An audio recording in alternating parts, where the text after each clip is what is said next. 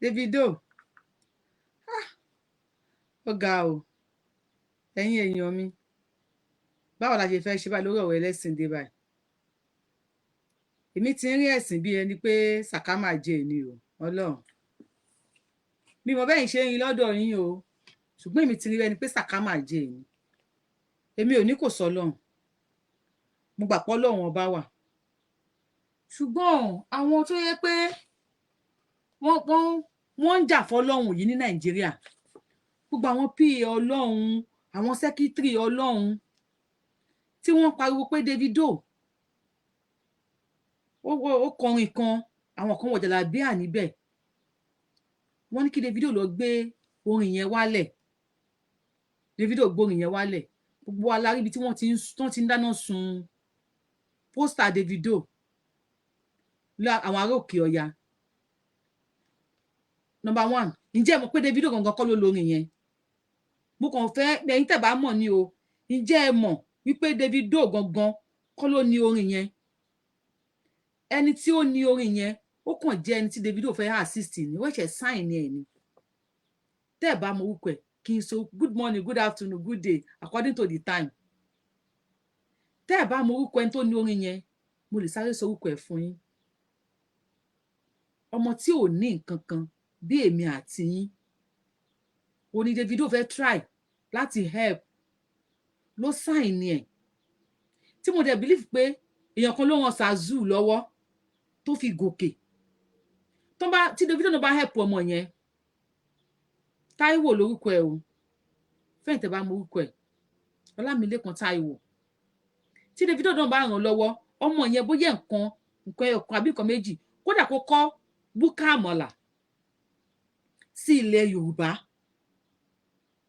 lára pé kò síṣẹ́ nílùú èèyàn kan àbí méjì wọ́n tún máa benefit níbẹ̀ ẹ torí ẹ̀sìn nísìn ẹ fi bá tọmọ yẹn ọlọ́mọ ẹ̀kẹ́ bá tiẹ̀ jẹ́ because I believe tó bá yẹ pé ó jẹ́ èèyàn tó yẹ pé òun náà ní skúṣì lórí this is the time for him ẹ bá mi share fídíò ìkókan Davido lára pé ọmọ tó sign nìyẹn this is the time for him láti jáde kó lọ ṣe show mi kó lọ kọ orin mi máa ń sọ fẹ́yìn ọkùnrin wípé àwọn obìnrin gan a strong jù yín lọ a fẹ́ ẹ̀kọ́ àwa obìnrin a strong ju ẹ̀yin ọkùnrin lọ ẹ ò gbà tí wọ́n gbé kinní jáde fún ẹ̀hún kí lórúkọ ẹ̀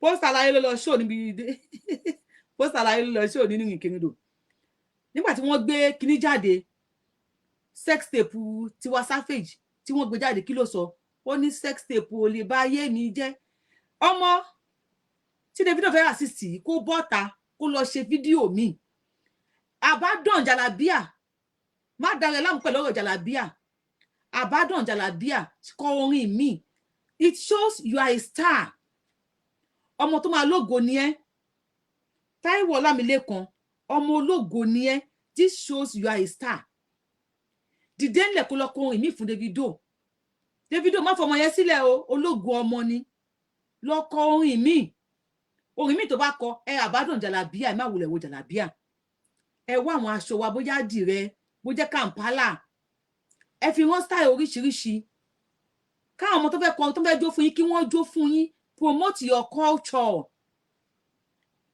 promote your heritage mo kí yín ẹ̀yin tíátíá orí Yorùbáwùyí ní Ìrìnkèrindò Yorùbáwùyí láwà lórí YouTube ẹ bá wa follow Ìrìnkèrindò Yorùbáwùyí lórí YouTube yẹn ẹ bá wa follow ẹ wo Davido má fi ọmọ yẹn sílẹ̀ o Ọlámilékan Táíwò tó ní Ọlámilékan forúkọ ẹ̀ síbì kan Ọlámilékan Táíwò náà lórúkọ ẹ̀ ìwọ náà fẹ́ gbọ́ má relent o ó fẹ́ tó bá ń gbọ́ má fọ̀ ìwọ ló ń jẹ́ bẹ́ẹ̀ má fọ̀ mo wá sọ pé religion dàbẹ̀ ó ti ń jọ scam lójú tèmi Ọlọ́run ṣe rí àwọn tí wọ́n dáná sun poster Davido please in the comment section mo fẹ́ kí èèyàn kan tàbí méjì kí wọ́n sọ tí wọ́n rí àwọn tí wọ́n dáná sun pósítà Davido nílẹ̀ Haúsá kí ni nǹkan tẹ́ rí láàrin yẹn tẹ́ máa fi mọ̀ pé àwọn pípù yìí wọn ò lè bí Davido ṣe lọ delete kíní yẹn ó dùn mí gan wọn ò lè àwọn tí wọ́n dáná sun pósítà Davido ẹ jọ̀ọ́ comment section please ẹ jọ̀ọ́ mo bẹ̀ yín mo fẹ́ mọ̀ bóyá ẹ observe nǹkan tí mo observe àmì ẹ̀yin náà pẹ́ fún wa bóyá ẹ observe nǹkan tí mo observe pósítà Davido tí wọ́n sun ẹ kà ló 1 minute bóyá láàrin 1 minute mo lè tó máa fún mi ní èsì pósítà Davido tí wọ́n sun nílẹ̀ Haúsá tẹ́nìkan sọ̀rọ̀ sí tó ń ṣépè Davido ṣé wo pósítà yẹn dáadáa ṣá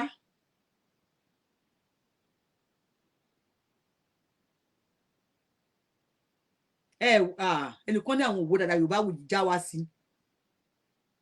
ẹ káàsán káàwé ẹ kú dédé àsìkò according to the time mo ń kí everybody ẹnìkan jẹ́ kí n já yín sí ẹnìkan ní Yorùbáwùyí já wá sí èèyàn kan ni mo rí tó ní já wá sí ẹ mọ̀ pé nǹkan Yorùbáwùyí tèmi tọ̀dọ̀ mi ó máa ń special bí àtọ̀ bákan bí ṣe máa ń rò nǹkan tèmi good afternoon good morning mo sọ pé tẹ́ bá fẹ́ wò mí ẹ má wo messenger message gangan ní kẹ́ wò tẹ́ bá fẹ́ wò mí ó fẹ́ gbọ́ orin ó fẹ́ wo fídíò yẹn ẹ jókòó tì ẹ tẹpẹlẹ mọ́ ẹ wò dáadáa ẹ kọ́ ọgbọ́n ẹ kọ́ ẹ̀kọ́ níbẹ̀ kí lẹ̀yin rí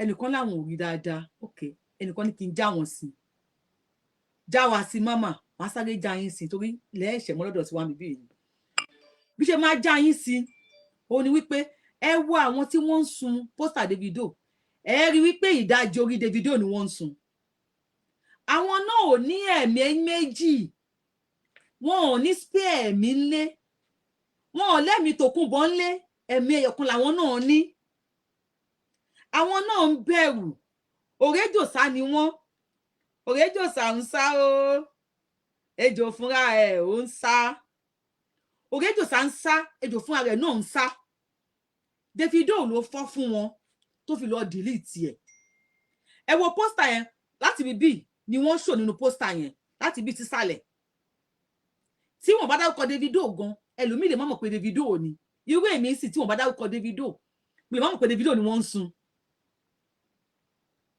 àwọn náà ń bẹ̀rù bí Davido lè sú àwọn ẹ̀mí tí wọ́n náà ò gbé àwọn náà ò lẹ́mìí méjì wọ́n mọ̀ pé superstar ó ní Davido kàn bow down to pressure wọn ni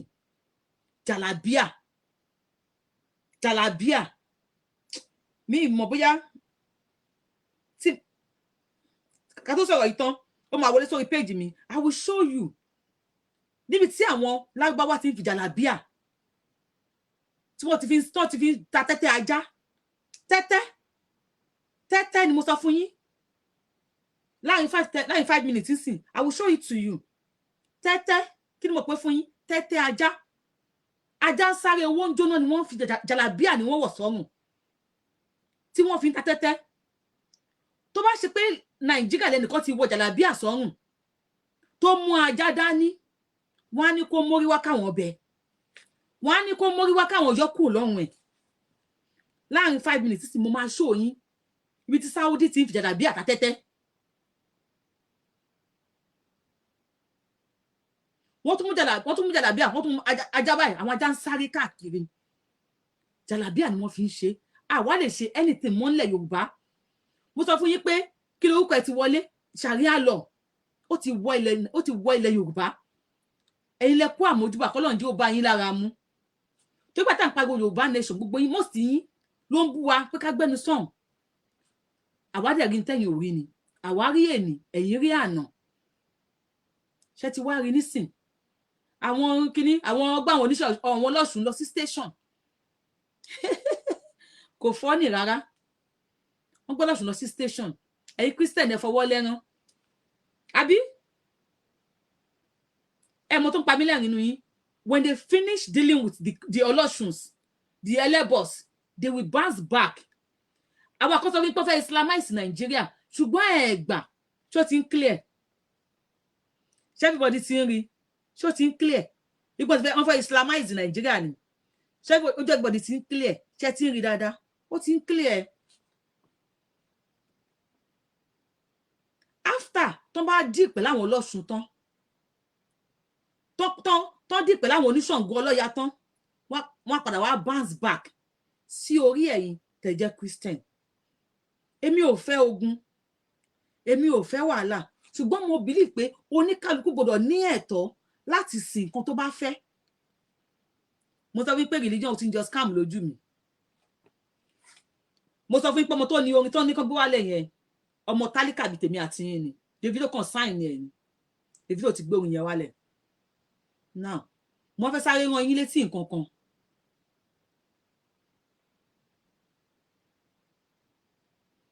Mo fẹ́ sáré rán yín létí nǹkan kan. Ǹjẹ́ ẹ rántí pé Falz ọmọ bàbá Fálànà ta ló rántí Fọlárìn ọmọ San Fálànà ṣe rántí pé Falz náà kọrin kan gbà kan tí àwọn kan lo ìjáàbù ń bẹ a ní religion tálíkà ló máa jẹ̀yà religion ajé tálíkà ló máa jẹ kí ni mo sọ fún yín ìyá religion ògún gbọ́ ẹ lè má mọ̀ nígbà tí Falz tó kọrin táwọn èèyàn fi ìjáàbù jó níbẹ̀ ṣé bí àwọn àfáà ìyá wọn wá ṣe àwọn mòríkì nǹkan yìí wọ́n dìde nígbà yẹn wọ́n ní kí Falz lọ gbé fídíò yẹn wálẹ̀ wọ́n ní kí Falz àwọn tó jẹ́ mi ní orí ìrìnkèrè rẹ̀ kí wọn.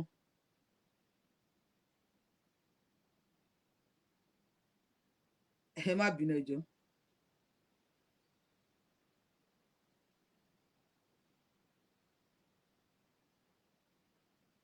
Wọ́n ní kí Falz lọ gbé fídíò yẹn wálẹ̀. Yorubawuyi wá gbayì God bless you náà gbayì. Ṣé kí tó proceed. Ǹjẹ́ ṣé ẹ rántí ṣá ṣé ẹ rántí pé Falz kọrin kan tí àwọn kan lo ìjáàbù tí wọ́n fi jó ń bẹ̀. I am saying this live show ni mo ti ń sọ̀rọ̀ yìí nísìn tó bá pé rọ́ ni ẹ̀yin tẹ́ bá ti gbọ́ ẹ bá mi kọ síbẹ̀ tẹ́ bá ti gbọ́ ẹlẹ́ẹ̀tì gbọ́ ẹ̀yin tó bá bìlì pé rọ́ ni mò ń pa tẹ́ mú fóònù yẹn sáré gúgù ẹ̀ wípé ṣé Falz lo àwọn tí wọ́n lo ìjáàbù fi kọ orin àbí kò lò wọ́n tí kúkú bá sọ fún yín wípé irọ́ ni ẹ kọ síbẹ̀ ẹ̀yin tẹ́ bá wá mọ̀ pé òótọ́ ni ẹ mọ̀ pé òótọ́ ni ẹ bá mi kọ síbẹ̀ pé òótọ́ ni mò ń sọ pé Falz Fọlárìn ọmọ bàbá Fálànà ó kọ orin táwọn èèyàn fi ìjáàbù jó báwọn ọmọ ṣé òmùríkì ẹ gbogbo mọyẹ dẹgbà náà ni ó gbọ́dọ̀ gbé wálẹ̀ ni bàbá bọ́ta.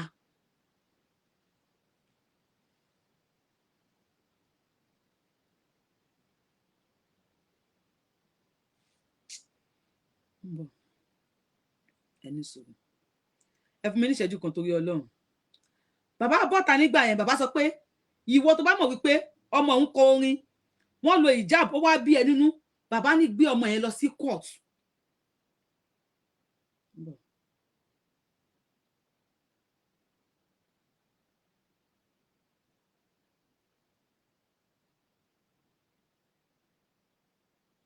Kudirat Abdullahi orí ẹ ti yí Kudirat wọ́n tó wà ní orí profile Kudirat Abdullahi yẹn I don't know you I don't want to know you mi fẹ́ mẹ́ tó jẹ́ orí ẹ ó ti yí ọmọbìnrin gbé gbẹnu ẹ sàn orí ẹ ó ti yí sọnù I don't want to know bí ìfẹ́ mọ̀ ọ̀tọ̀ lábẹ́ kí ni orí ẹ ti sán sínú onídìí ọpọlọ tó kún bọ̀ kán lọ ra ọpọlọ tó kún bọ̀ fún ẹ orí ẹ ti yẹ Kudirat Abdullahi I am not Abdullahi Yorubawuyi lórúkọ mi kì í ṣe Dulai I am not any Dulai Yorubawuyi ni mò ń jẹ́.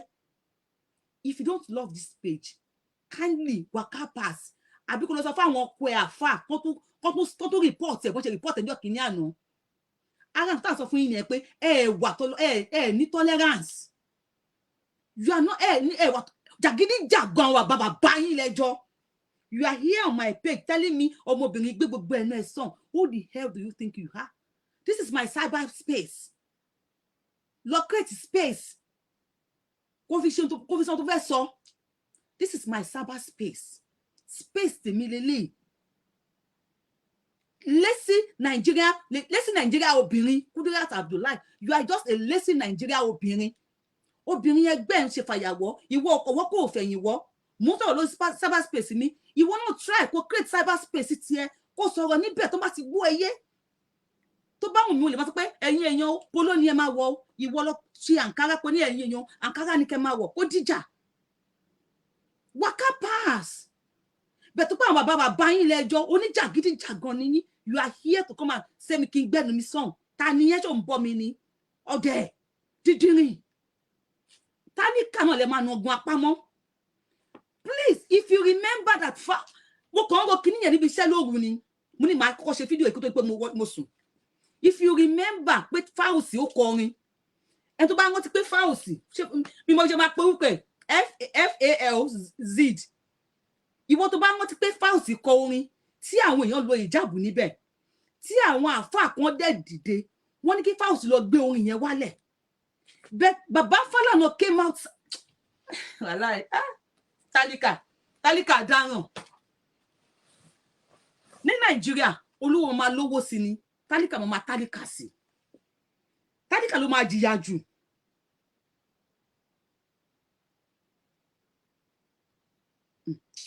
ẹ̀yin wọ́n ti pọ̀ bíbí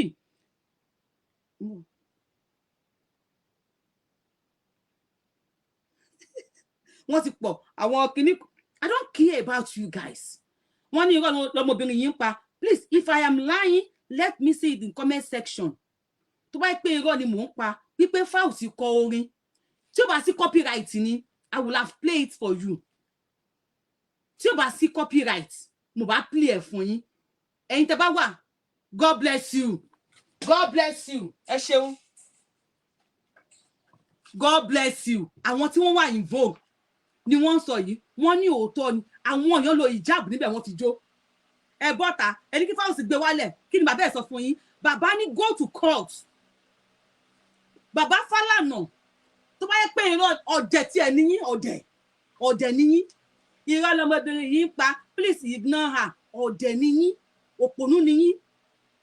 tí èèyàn máa parọ́ mọ́ èèyàn máa parọ́ mọ́ odidi SAN senior advocate of Nigeria ni bàbá Fálànà o senior advocate of Nigeria SAN ni bàbá Fálànà tí wọ́n máa parọ́ mọ́ bàbá Fálànà ni máa parọ́ mọ́ SAN ní tẹ̀mọ̀ kó tó ń jẹ́ SAN tẹ̀mọ̀ tó ń jẹ́ bẹ́ẹ̀ jàlábíà nìkan lẹ́mọ̀ jàlábíà ó nìkan lẹ́mọ̀ la máa parọ́ mọ́ bàbá SAN odidi SAN la máa parọ́ mọ́. bàbá ní kẹ́ lọ sí court. Yes, Fauci and his father challenge you guys. Fauci àti bàbá ẹ̀ wọ́n challenge yín. Madam na true. Thank you, God bless you. Fauci àti bàbá ẹ̀ wọ́n challenge yín wọ́n ní kẹ́ lọ sí court. mo wá rò láti ọdún yẹn láti ìgbà yẹn dì sí àti rí àáfà tó gbé bàbá Fálànà àti ọmọ ẹ̀ Fauci lọ sí court. Why tẹ́ gbé wọn lọ sí court? No, I just want to know.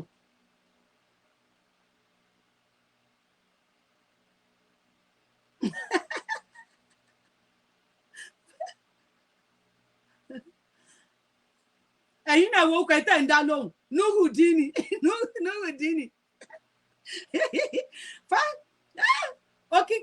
Òkìkí ọlá ni if you don't know ask. Mọ̀ wípé bó ṣe wà yẹn kò ṣiṣẹ́ o on kíní ló fi ń wò mí kí ni máa ń pè kíní tó máa rí Nàìjíríà yẹn on free mode ló wà.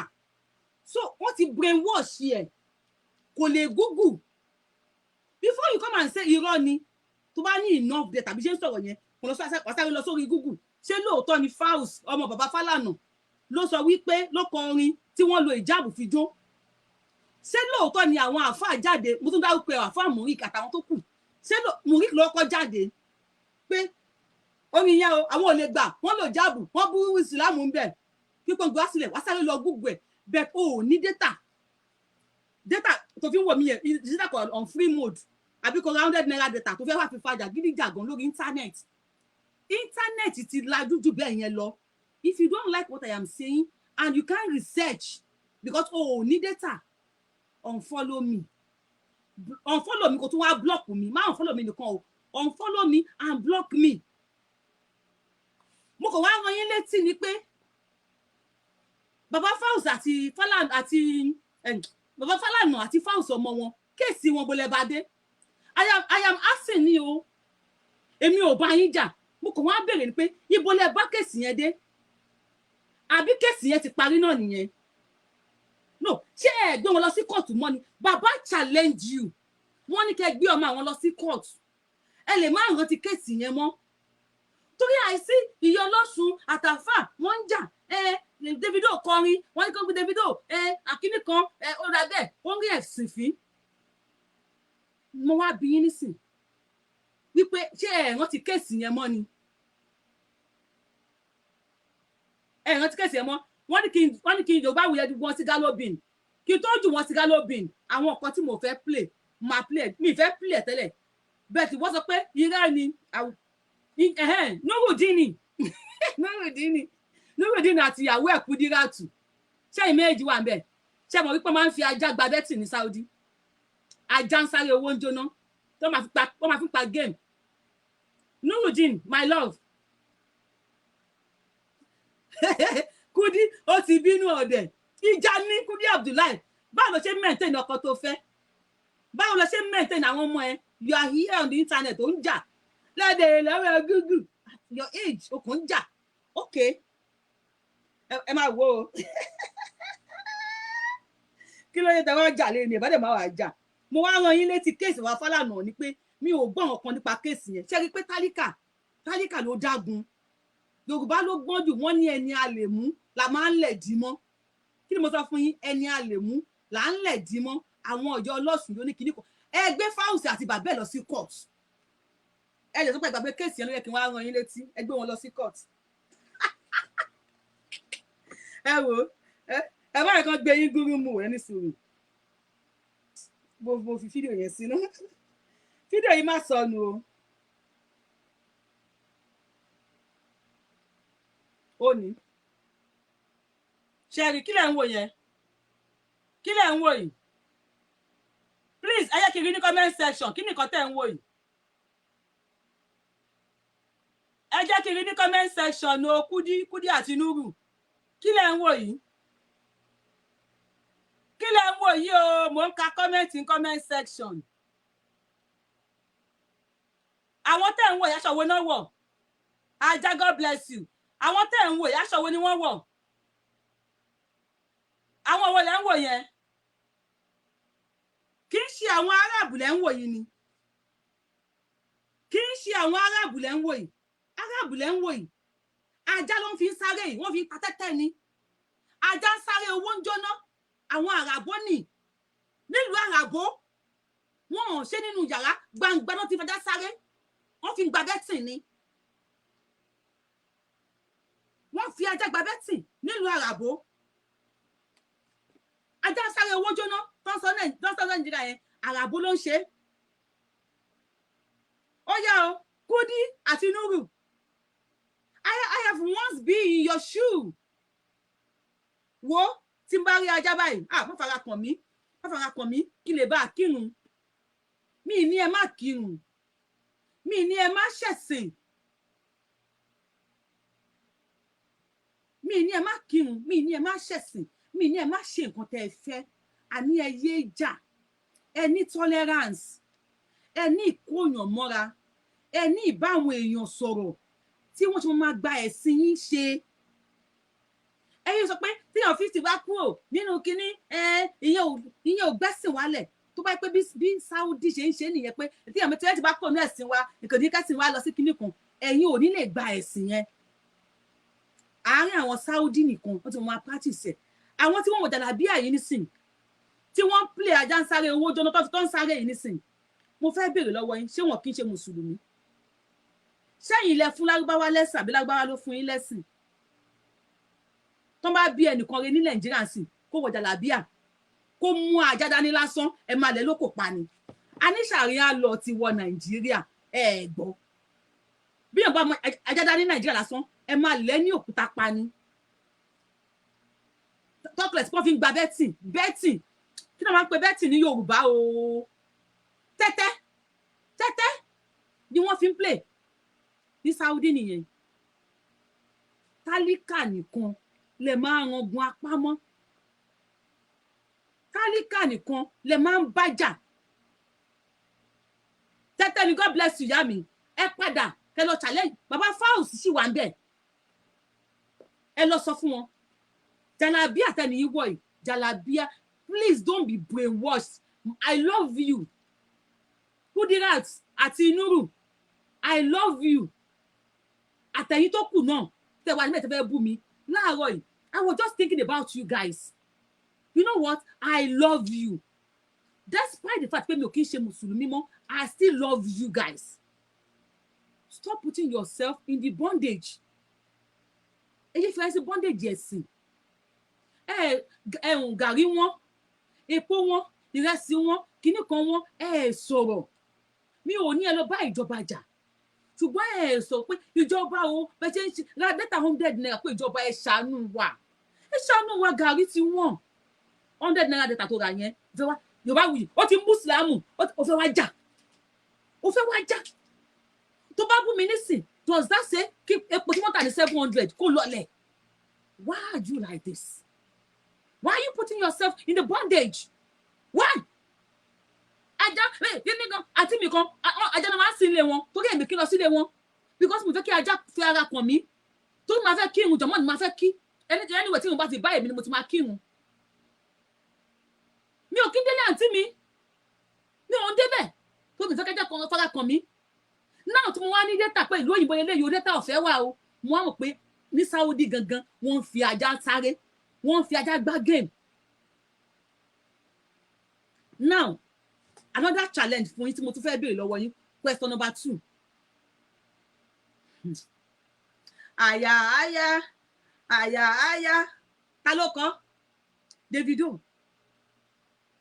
tadi Davido Christian ṣé àbọ̀dún tó ń jẹ́ Qatar ara àwọn olówó ara àwọn big ìlú ní ilẹ̀ Arabo Qatar nínú àwọn àti Saudi mẹ́rin tó lówó jù nínú àwọn àti Saudi tó pé Mecca wà ní Saudi lè àwọn èèyàn ṣe mọ̀ ìlú kan tó yẹ pé Qatar wọ́n ní owó wọ́n tún ní agbára world power wọ́n ní world power ìlú Arabo ni nígbà tí wọ́n fẹ́ ṣe Qatar 2022 ta ló play ń bẹ̀ ta ló play níbi Qatar 2022 tó wọ́n ṣe tó gbá bọ́ọ̀lù tí wọ́n gbá ní wọ́ọ̀dù ní last year ni kò tí jìnnà ta ló lọ play fún wọn ọmọ Nàìjíríà ló lọ play fún wọn Davido ló lọ play fún wọn for God's sake. These people are making money. They are not religious vagabonds like you. These people are making cool money, good money. Tí wọ́n tó ń bọ́ mi ikú ní. Tó bá di pé o jẹ́ kó rí ẹ pé o think o sit you sit down and you think of what you can do. Wo o fẹ́ gbọ́ whatever you can do, Saudi Arabia will pay you money. Saudi Arabia, Qatar, Oman, Bahrain, they don't need your religion. They need what is upstairs here. They need what is in your head. Nígbà táwọn Nigeria president and Nigeria government tí wọ́n kọ̀ láti sanwó àwọn doctors. Hear me clearly. Kudi àti Nuru àtẹ̀yin tó kù. Hear me. Listen to me. This is not about religion or no religion. Nígbà tí Nigeria government tí kọ̀ láti sanwó àwọn doctor. Àwọn wọn wá ká àwọn doctor yìí. Àwọn Qatar, àwọn Bahrain, àwọn Saudi. They took over 2,000 Nigerian doctors and nurses. They paid them good money. Àwọn èèyàn rẹ̀ tí wá sí Nigeria for now. Tí wọ́n bá sick, ṣó máa tọ́jú ara ẹni. If they are your brothers and sisters, why tí wọn ò bá yín sanwó fáwọn doctors yìí? Wọ́n rí pé mọ̀ wọ́n lò gbọ́ngbọ́n kò mọ̀ lò gbá lọ́wọ́ ẹ̀ kò mọ̀ lò gbá lọ́wọ́ ẹ̀. They took your doctors down to their countries. They paid them good money. Oh, lè bí wọ́n sì pé ṣọ́fẹ́ lọ sí Nàìjíríà lọ ṣiṣẹ́ wọn láwọn ò ní wá. These people are making good money. I am not against them. I love anybody tó bá ní ọpọlọ tó lè fi ọpọlọ yẹn wá owó. That is to show you pé àwọn Arabo wọ́n ní ọpọlọ wọ́n fi ọpọlọ yẹn wá owó.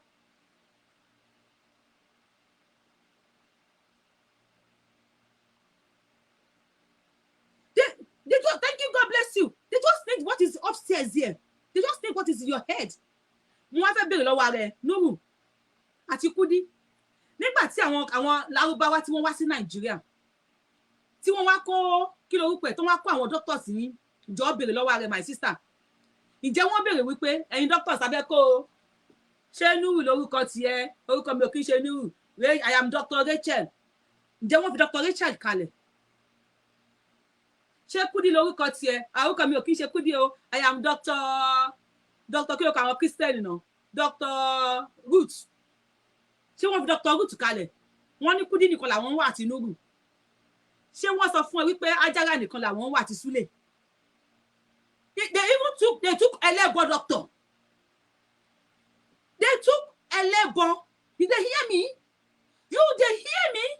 They took Elebo doctors with them down to Saudi. They care for their people. You don't sick, Elebo doctor will go and Saudi don't need your religion. They need what is here. Why are Nigerians like this? Why are you acting this way? Why are you like this? Why are you fighting each other because of religion? And you only fight the poor people. You want to fight, and lọ sue Faust. Oh, Baba Falana. And lọ sue. Davido sì kò ní kẹ́ sùn ti pariwo kíni kan. Davido, I know. Ó kàn wò pé tó bá pé Davido gangan ló kọrin yẹn, I am not sure pé Davido máa gbórin yẹn wálẹ̀. Tó bá pé Davido gangan ló kọ, because ó wò pé ọmọ ọlọ́mọ kó má bàa fa wàhálà, kó má bàa kárí ẹ̀ jẹ́. Wọ́n ṣe gbé orin yẹn wálẹ̀. Davido kan ló ní orin yẹn o. Ó sign ọmọ yẹn ní o. Ẹni tó ń jáde bọ̀ láyé ẹ̀, Ọlámilékan Táíwò tó ń jáde bọ̀ láyé ẹ̀, tó yẹ kó make owó. Kóhun náà jẹ́ èèyàn láyé. Èmi ò wá lè sọ o, I am not saying bẹ́ẹ̀ ló ṣe rí o. Bóyá ìyá tiẹ̀ náà ti ṣe ọmọ kan lórí rí. Yes, ó máa ń ṣẹlẹ̀ bẹ́ẹ̀. Gbogbo ẹni tó bá ti ń ṣe ọmọ lọ́mọ lórí, tó bá di ìgbà tí ọmọ tiẹ̀ náà fẹ́ dìde, wọ́n máa ṣe ọmọ tiẹ̀ náà lórí. Lèmi ṣe máa ń kọrin fún yín lórí page Yorubawuyi pé ẹ dákun ẹ má gbin igi oró torí èrè ń bọ̀ o, ẹ má gbin igi oró. Bẹ́ẹ̀ tí ìyá tiẹ̀ bá máa ṣe ọmọ kọ́mọ lórí, gbogbo àwọn tó ṣẹ́ ò náà lórí, ìgbà tó máa dẹ́kun àti banijẹ́, a máa bà àwọn náà jẹ́. Ọ̀rọ̀ Ọlọ́run ni. Karma is real. Ẹ̀san kò gbóògùn. Why? Tó jẹ́ pé tálíkà bíi tèmi, tálíkà ló ń bá tálíkà jà. Tẹ́ ẹ bá ní agbára, mo tún repeat ẹ o, Faust kéèsì ẹ̀ ń kọ́ ibo lẹ bá dé. Ibo lẹ bá fẹ́ kéèsì Faust, ibo lẹ bá dé. Let me quickly show you another thing. I don't know if I'm going to have time.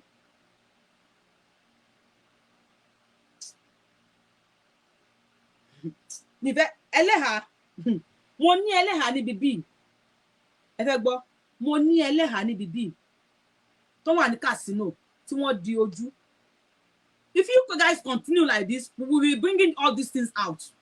Ẹlẹ́hà ó wà ní casino tó ń ta what pẹ̀lú aṣọ lójú. Ṣé ẹlẹ́hà lè ṣe bẹ́ẹ̀ Nàìjíríà? Kẹ́lẹ́ àwọn máa ta what? Wọ́n kí pé what lásán, wọ́n tún kówó lẹ̀. Tí wọ́n pick one, pick two. Ẹlẹ́hà pick one, pick two. Tí wọ́n bu everything ní Saudi. Why? Tí Saudi enjoy. Tí ẹ wá fi Nigerians sínú bondage. Come to think about it. Everything in the Bible, in the Quran, tó bá jẹ́ positive one. Àwọn tí kíni yẹn wá láti ìlú wọn ni wọ́n ní. Tó bá jẹ́ negative one, àwa Nigerians la ní. Ask yourself. Ẹ bẹ̀rẹ̀ sí ní flag o. Ẹ tó bá lórí YouTube, ẹ bá mi tẹ thumb up in case tó máa flag ẹ̀ wálẹ̀.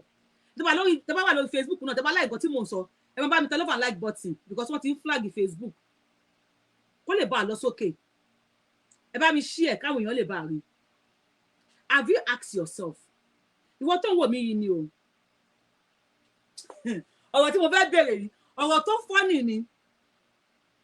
Ọ̀rọ̀ tó funny ni mo fẹ́ bèrè yìí. Mi ìdẹ̀rù bóyá àwọn èèyàn mi rò débẹ̀. Ta náà pè ní àṣetánì. Satan àbí Satan náà máa ń pè. Satan in the Bible and Quran. Ta ni wọ́n pè ní àṣetánì? Áńgẹ́lì Ọlọ́run àbí? Wọ́n ní màláìkà Ọlọ́run ní àṣetánì náà àbí? Okay o. Gbogbo fídíò tá máa fẹ́ show àwọn angel, either in the Bible, either in the Quran, wọ́n fẹ́ show àwọn angel. Àwọn angel máa wà ní funfun. Wọ́n máa wà ní funfun àbí? Wọ́n máa wọṣọ funfun. Why tó jẹ́ pé angel àṣetánì àbí áńgẹ́lì àṣetánì? Why tó jẹ́ pé black ni? Why tó pé Ọlọ́run dá gbogbo àwọn áńgẹ́lì tó kó tó di pé ó di àṣetánì, òun lórúkọ kan ló ń jẹ́. Kó tó di pé ó di àṣetánì, ask yourself. Why tó jẹ́ pé òun nìkan l'Ọlọ́run dá ní black? Bèrè lọ́wọ́ rẹ̀. Ask yourself. Gbogbo áńgẹ́lì tó kù funfun ni wọ́n àbí? Àṣetánì tó sọ fẹ́mi àti pé kò dáa. Ó nìkan ni black angel. How come? How come? Tí ẹ̀yin oníjàgídíjàgan yìí, tí ẹ̀ bá resist from jàgídíjàgan, àwọn àṣírí tẹ́ expect ló máa tú. Bèrè lọ́wọ́ rẹ̀. Áńgẹ́lì àṣetánì, angel àṣetánì, how come tó yẹ pé òun nìkan ni dúdú tọ́lọ́run dá nínú àwọn áńgẹ́lì àbí àbájá sínú aró ni tó wà jẹ́ pé ìgbà tá Ṣẹ̀tánì tó ń bọ̀ látọ̀gbà àlùjọ náà ló já sínú aró. Wọn ò sọ̀tàn yẹn fún yín, ẹ bá wa béèrè lọ́wọ́ àwọn tí wọ́n ń jà. Wa alaikum salam, wa alaikum salam o.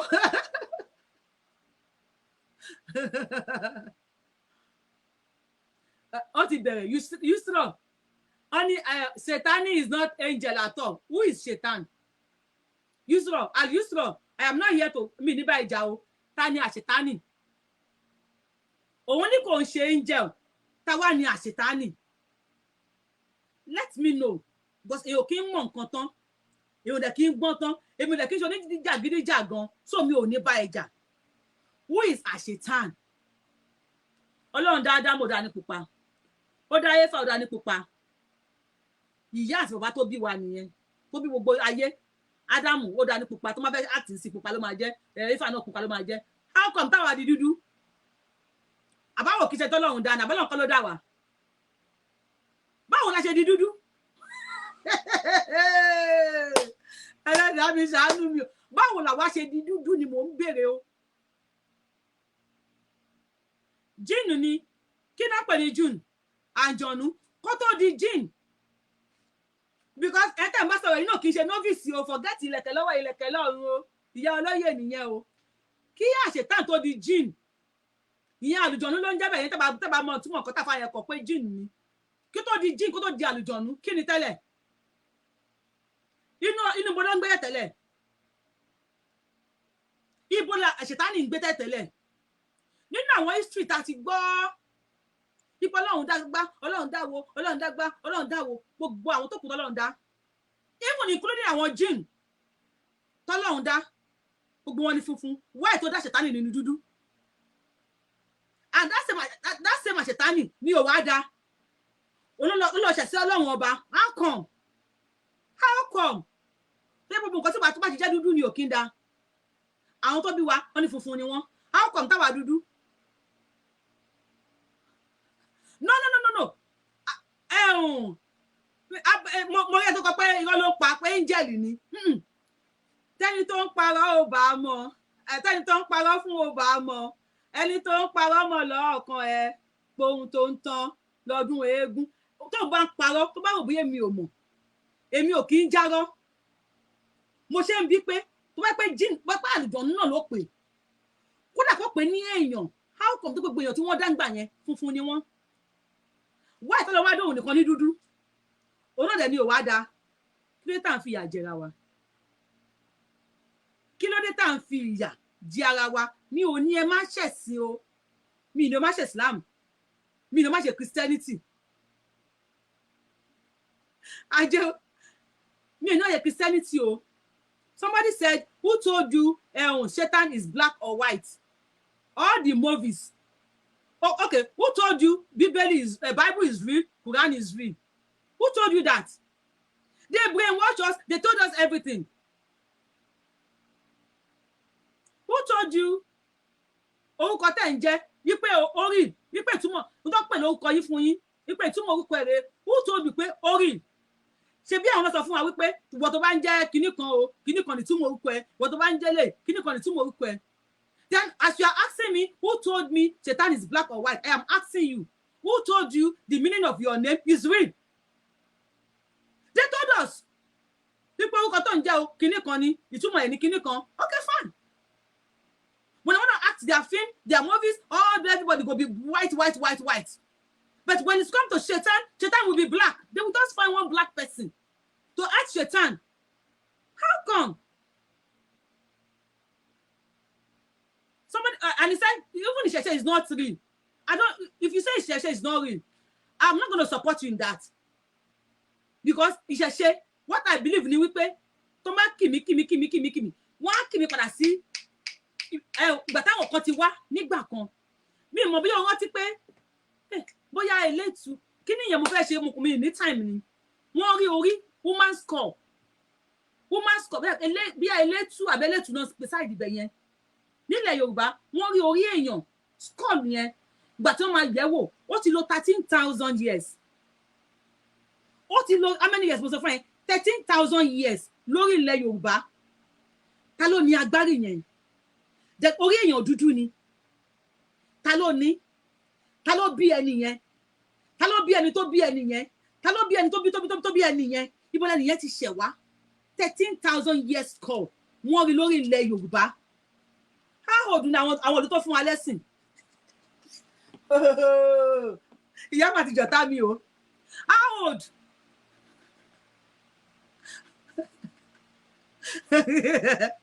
your area please help me with that name mo ń gbàgbé bí Elétù àbí Elétù mo ń gbàgbé somebody said that they saw it in my area ẹ bá mi kọ síbẹ̀ let me read it out to my people. I don't understand. I am not here for any religion now. I want to say, okay, let me say, Quran sọ pé inna dina inda Allah al-Islam. Inna dina inda Allah al-Islam. Pé kò sí Ọlọ́run ò ní gba ẹ̀sìn kankan lọ́wọ́ anybody. Àyàfi ẹ̀sìn Islam. Oh, fine. I was not there when the Quran was written. My father was not there. My great-grandfather was not there. My was not there. When they say inna dina inda Allah al-Islam, my generation, 100 million generation, were not there when they said it. Or when it was written. Mo délé ayé ni wọ́n fi hàn mí pé inna dina inda Allah al-Islam. Mo dẹ̀ gbà bẹ́ẹ̀. Ipe kò sọ́nà mi o lẹ́yìn ọ̀nà Islam. Mo dẹ̀ gbà bẹ́ẹ̀. Mo dẹ̀ ń tọ̀. Nínú Bible, wọ́n ní kò sí ẹni tó lè wá sọ́dọ̀ bàbá bí kò ṣe nípasẹ̀ Jésù Kristi ọmọ Ọlọ́run.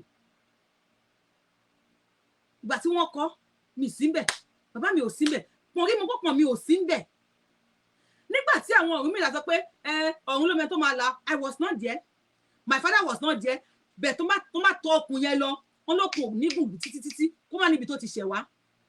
Wọ́n á tọ́ ọkùn yẹn dé pé lára àwọn ọ̀kan tó wà nílé Ifẹ̀ nígbà kan bàbá pẹ̀lú ọkọ̀ mi ó wà níbẹ̀.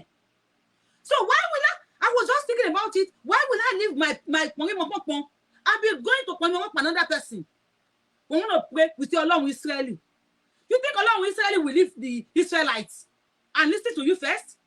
Or maybe that is why do you want prosper jù wá lọ? Maybe we pray in the name of their Ọlọ́run, and their Ọlọ́run will first answer them before he's going to answer us in Nigeria. Is that why they are getting richer than us? Famous than us? Is that how they rule the world? No, I don't. Me oja. Yorùbá nation not going back. God bless you. Ogbo atoyin o. Me oja o. I am just asking how come tí Satan jẹ́ èèyàn dúdú? No, ààrẹ ni fún mi lánsà o. Ààrẹ ni fún mi lánsà. Ààrẹ ni fún mi lánsà o. Ẹ jọ̀ọ́ bá mi pín ètò yìí. Jesus said he is the only way. For the last sleep kini kan ní ọmọ jàre. Please, ẹ jọ̀ọ́ o. Ẹ̀yin tẹ́ ẹ bá ti download tap send. Ẹ tètè lọ download ẹ̀ pàápàá. Tap send. Ẹ tó bá fẹ́ send owó láti ìlú òyìnbó lọ sí Nàìjíríà. Ẹ download ẹ fi details yín sí. It's well safe and secured. Ẹ fi detail yín sí. Ẹ wò mí, Yorubawuyi lórúkọ mi. Lórí stage, bẹ̀tì lẹ́yìn Abíọ́lá ni mò ń jẹ́. Èyàn wá kọ Abíọ́lá 223 ẹ pọ̀pọ̀ Abíọ́lá 223. Wọ́n máa bẹ̀ pé ṣé ẹ ní code ẹ kọ síbẹ̀ sí code yín. Mo fọlọ́run bá búra fún yín. Tẹ́ ẹ bá send $1, tap send á fún yín ní $10 lọ́fẹ̀ẹ́. Tẹ́ bá ti kọ orúkọ mi sí. Ní your first transaction ni o. First transaction yín tap send ẹ kọ Abíọ́lá 223. Tí ò bá yé yín dáadáa ẹ pè mí lórí fóònù mi +17 18 50 20 573 WhatsApp nìkan ẹ pè mí má ṣàlàyé fún yín dáadáa kẹsẹ̀ ní $1 ní first transaction yìí wọ́n máa fún yín ní $10. Ẹ bá mi pín ètò yìí ẹ tẹ́lẹ̀ mi wípé Yorùbawuyi you dey fine you dey guilty ẹ wò ó PR organic ni o ẹ rí no makeup no powder no everything just dey shine bẹ̀rẹ̀kẹ̀tẹ̀ you go dey shine àwọn ẹni bá fẹ́ ọmú gbogbo ẹ̀ náà ń ṣe tó máa ṣe sẹ́lẹ̀ńkẹ́jọ àwọn tó gbọ́dọ̀ ṣe kún tiwa ẹrù àwọn ajú ẹrù yìí gan pọ̀ sáwọn tó gbọ́dọ̀ ṣe kún eléyìí ẹ kàn sí PR organic they deliver worldwide o +234 561 585 50 PR organic wo wọ́n á ṣojú yín lóge wọ́n á ṣara yín lóge ẹ ṣáà máa shine ni ẹ máa dàbí ọmọ tuntun. bàbá mi Simon ẹ káàbọ̀ ẹ máa ẹ wò aláì àwọn tó fún mi à ń sọ̀rọ̀ àwọn tó fún mi ní wọ́n tó fún mi ní kinní ẹ ṣe ẹ kú náwó ọwọ́ yóò ní lọ sẹ́yìn o ọwọ́ yẹn máa lọ sókè àpòṣẹ́ṣẹ́ múra ò kì í gbẹ God bless you I love you ẹ ṣé mo dúpẹ́ wọ́n ní Yorùbáwùyí we love you èmi náà love yín.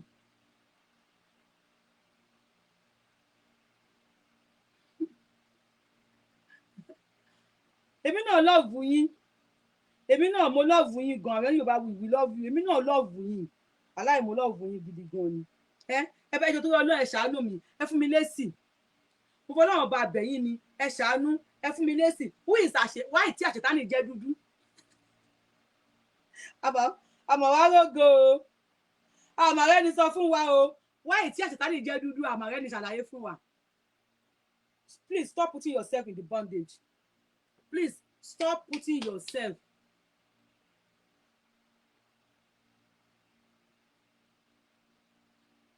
Aláríwájú Aletif only how did you know Satan? Have you seen him? Thank you, God bless you. Abdul Latif, how I know Satan is how you know the meaning of your name.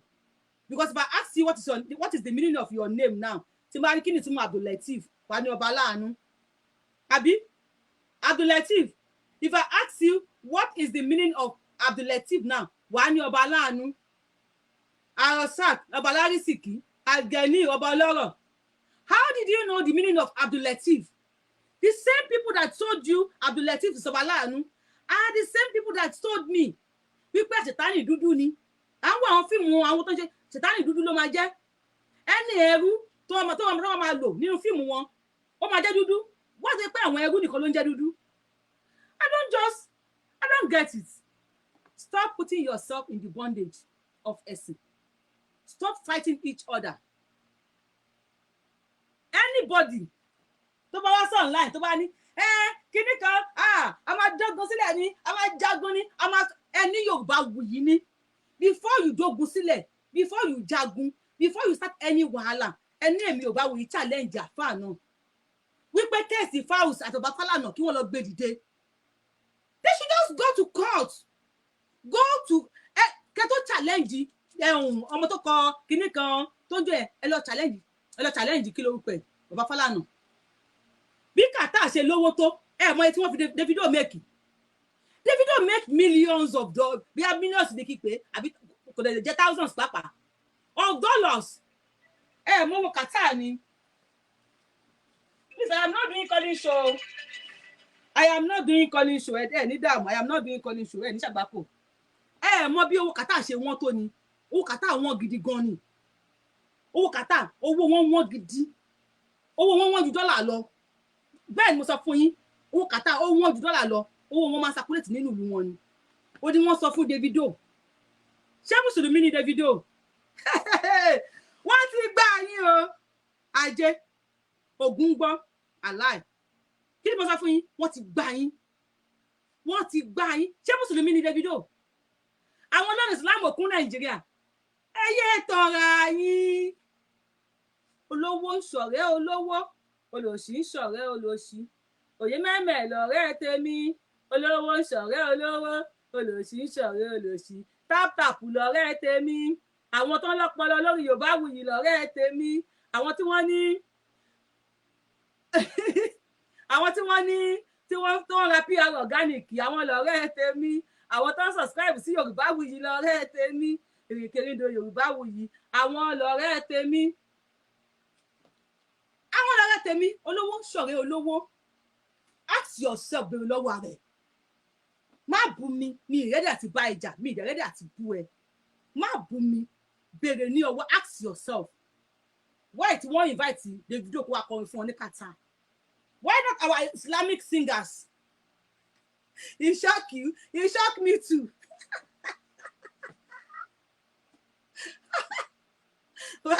Aláì tọ́lọ́run ẹ̀rìn bẹ́ẹ̀ má rẹ̀rìn náà á bèrè ọ̀rọ̀ gidi àwọn kìí sáwọn àdébí sọ aláì mo lè máa búlọ́ọ̀kù yìí ò kí ló pa yín lẹ́rìn sí à ń bèrè ọ̀rọ̀ ni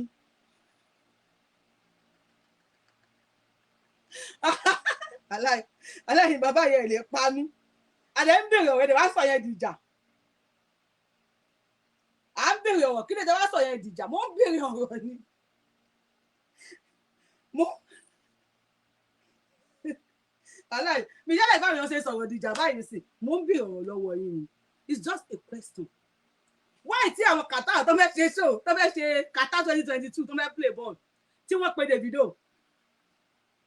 no be did you be that aláì èyí bá ti Yorùbáwùyí aláì ẹ̀dá aláì èyí bá ti Yorùbáwùyí no be did you be that why tí pé Davido ni wọ́n pè kí ló tí wọ́n pa àwọn Islamic singers wa kí ló tí wọ́n pe àwọn àfáà nàbá jùjú ẹ máa tọra yín ọba Bahrain tó yẹ pé ara àwọn olówó Saudi ara àwọn big man àràbó ni òun àti Davido àyàháyà ẹni tó bá mọ ìyẹn kan bá mi kọ àyàháyà gẹgẹgẹgẹgẹ àyàháyà Davido ló ń bẹ kò wọjà làbíà nínú wọn o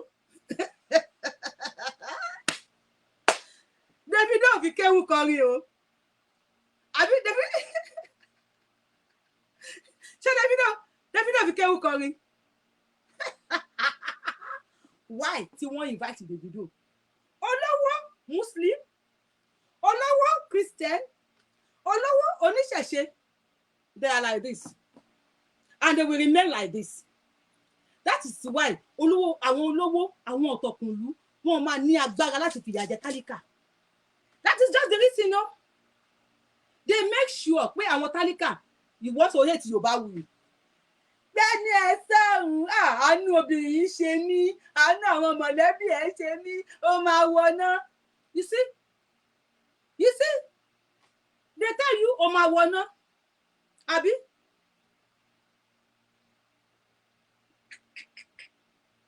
Baba Bola Ahmed Tinubu our president Bola Ahmed Tinubu is a Muslim as claimed ìyá Olúrẹ̀mí Tinubu ìyàwó Tinubu she's a Christian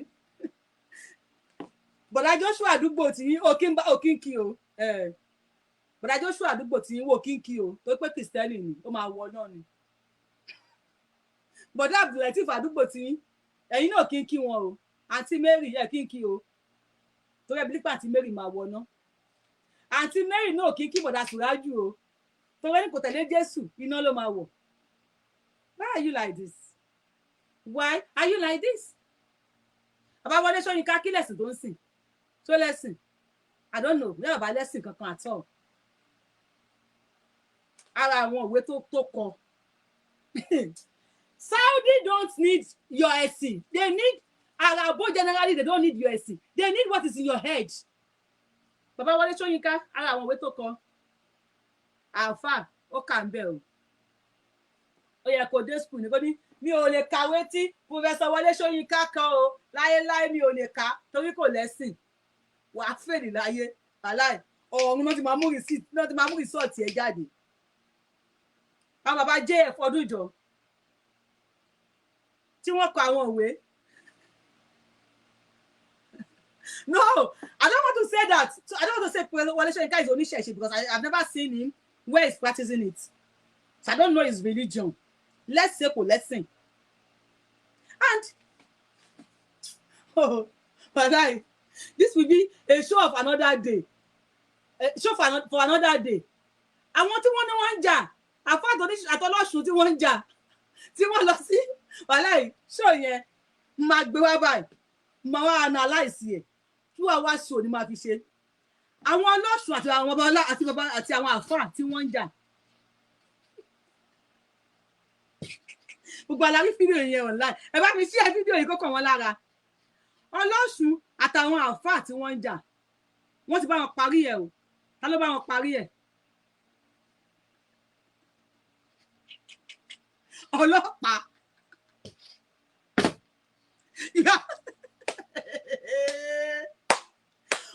ọlọ́sùn àtàfáà tó ń jà ta ló bá wọn parí ẹ̀ ọlọ́pàá bóyá ọlọ́pàá yẹn bóyá ṣubí yìí lórúkọ ẹ̀ àbí Fálérè ní orúkọ ẹ̀ ń jà fọ́lọ́run wáì tí ẹ bí àwọn ọlọ́pàá yẹn pé ọlọ́pàá àtọrọjọ fún yín mùsùlùmí ni mí o ọlọ́pàá yìí tó bá yẹ pé oníṣẹ̀ṣe ni ẹ mi ò ní wo ẹjọ́ fún ẹ kí lorúkọ ẹ kí lorúkọ ẹ̀sìn tó ń sìn wá ìtẹ́ ìbí ọlọ́pàá ìtẹ́ fi rojọ́ fún àwọn oníṣẹ̀ṣe náà ẹ lè ọlọ́pàá torí babaláwo ni mí kí lorúkọ ẹ̀sìn tó ń sìn kí tó rojọ́ fún ẹ béèrè you are there they were even one ọlọ́pàá was even telling àfa kan pé àfa yẹn ó ti I don't want to go into that because I want ma fi ṣe show ni àfa yẹn ti ń sọ ọlọ́pàá yes ma you see two àfa fighting each other they will take themselves to court wọ́n lọ fi owó gba lọ́ọ̀yà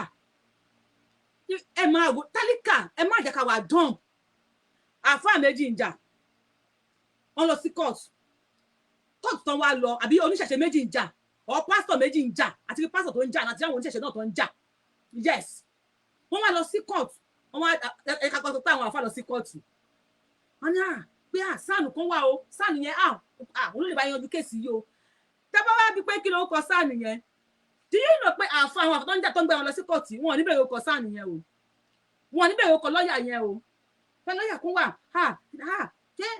ó lè rán lẹ́sẹ̀wọ̀n fún mi ó yá ìlú ló fẹ́ gbà lọ́ọ̀yà kínní kan wọ́n á kówó jáde wọ́n á fún lọ́ọ̀yà yẹn ẹ bá wa tẹ love and like button lórí Facebook thumb up lórí YouTube èrò tó wò mí yìí pọ̀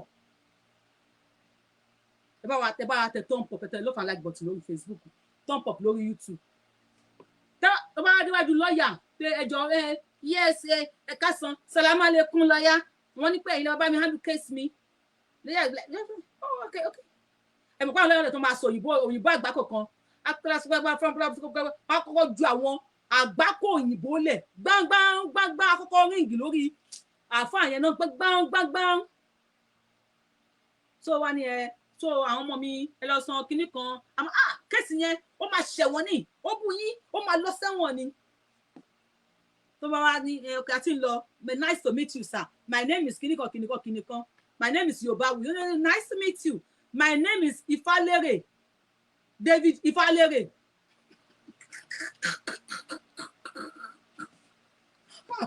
àbá ń jà ó lọ gba lọ́ọ̀yà kí lorúkọ lọ́ọ̀yà David Ifalere wàhálà ti dàbí crayfish I don't hate you and I will never hate you I am just here to enlighten you why tí o sọ fún lọ́ọ̀yà yẹn pé no àmì lè gbà yín ẹlẹ́bọ ni David Ifalere you will even beg the Mr. lọ́ọ̀yà Ifalere lọ́ọ̀yà David Ifalere pé ẹjọ́ sà ẹ gba owó ní ẹ bá mi rán àfáà ṣùkùdì lẹ́wọ̀n ẹ bá ṣùkùdì àfáà kínní kan ẹ bá mi rán lẹ́wọ̀n David ẹ ti rí lọ́ọ̀yà sáànù ni mo gbà sáànù yẹn wọ́n ròyìn pé wà tó bẹ́ẹ̀ ṣe kéèsì Àbáṣà olúbá wọn ṣe kéèsì Àbáṣà yẹn olóró Àbáṣà lọ sẹ́wọ̀n olóró kínní kan lọ sẹ́wọ̀n kí ló ń kẹ̀ ẹ mọ́ ni san David Ifalere mo lọ ti jọ mùsùlùmí David Ifalere tó wá dé court Chief Justice wọ́n ti wọlé court everybody dìde dúró my lord babadéwájú ẹnìkan sọ̀rọ̀ my lord olúwa mi o wọ́n fi style wo kí ni tó máa ń gbé síwájú àwọn adájọ́ yẹn orúkọ adájọ́ yẹn wá ń jẹ́ Èṣùbíyì Èṣùbíyì ayé la gbówó àbí Èṣùbíyì ọlọ́run ò jẹ́ will you tell Judge Èṣùbíyì pé awúsù bí láìpẹ́ náà ṣe tán awúsù bí subhanallah Justice Èṣùbíyì ẹ lè dá ẹjọ́ láíláí ẹlẹ́bọ̀ ò lè dá ẹjọ́ yìí Sharia court wo ni bàbá ẹ̀ dákalẹ̀ sí Nàìjíríà ẹran fùfú wá jẹ èrí náà ẹ fẹ́ nípa tó bá ń bú mi lẹ̀ jẹ́rí tẹ bá ń ṣe ṣó yìí tí ààrẹ nìkan tó bá bú mi ẹ fílẹ̀ ẹ fi kíní kan Yusuf ẹ fílẹ̀ ẹran fùfú wá jẹ èrí ni wọ́n tẹ bá rí àwọn mùsùlùmí tó dá wà mùsùlùmí onílàákàyè wà tẹ bá rí àwọn tí wọ́n ń bú mi bẹ̀ yẹn ẹni you are making fun of God's creation ìyẹn tó Yusuf ẹ lọ bí kò lọ mú ìyá ẹ̀ jáde oníjàgídíjà bàbá ẹ̀ ti fẹ́ lù yẹ ẹ̀ pa ẹ̀yin fáǹsì mi yìí pàápàá ẹ káàbọ̀ ẹ ṣe ìyá mi lọ àti fẹ́ welcome ẹ bá mi invite àwọn kó bá mi join Ìrìnkèrindò Yorùbáwùyí náà mo ń bọ̀ ẹnìkan ní wàhálà ẹ má ooo ok mo ti rí mi bí ẹni sùúrù ṣé rí ẹni tẹ́ ń dá lóhùn yìí Yusuf K.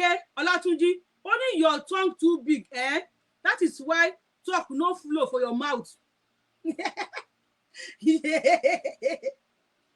You see ẹ má yẹ kó dùn yín ẹ má yẹ kó dùn yín ooo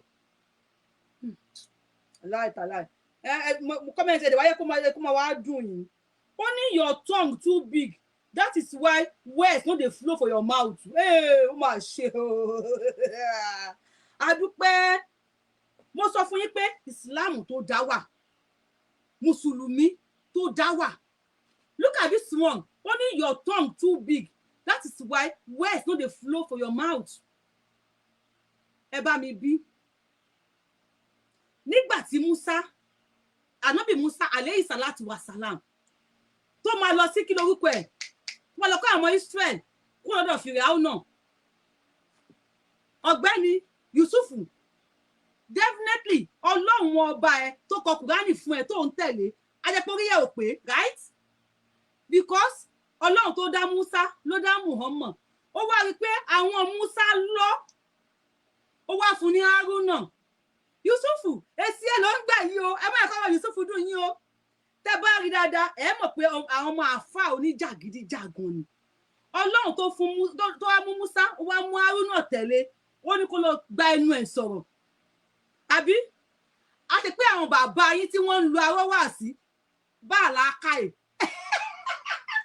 ó mọ̀ pé ẹni tó ń bọ̀ wá bá ẹni tó mọ̀rọ̀ gbọ́ ni àwọn tẹ̀lé Yusuf go and bring your mother I am over 50 orí bí mo ṣe rí ìyá ẹ̀ ti ń rìn báyìí ìyá ẹ̀ torí ìyá ẹ̀ at age 6 ni bàbá ẹ̀ ti ń dó ìyá ẹ̀ ajé at age 6 ni wọ́n ti fa ìyá ẹ̀ fún bàbá ẹ̀ tí bàbá ẹ̀ ti ìyá ẹ̀ bó ṣe ń rìn ni bí ìyá ẹ̀ ṣe ń rìn sí ni gbogbo kíní ẹ̀ o ò lè post ìyá tàbí bàbá tó bí ẹ torí bàbá ẹ̀ ó ti yẹ ìyá ẹ̀ nítan ẹsẹ̀ ìyá ẹ̀ ti kẹ̀ báyìí ó wá ń rìn báyìí ọmọ ìyá tamọ́yẹ́gẹ́ jìgá tamọ́yẹ́gẹ́ jìgá that is just it before you will tell me àwọn ẹ̀ lọ kíní kan lọ sọ fún àwọn bàbá yín oníjàgídíjàgan ní kó má lo arọ́ wá sí torí Harun ló lọ ṣe agbẹnusọ Musa ó ti gbọ́ bí mo ṣe rí according to irọ́ tí wọ́n pa fún wa bí ṣe rí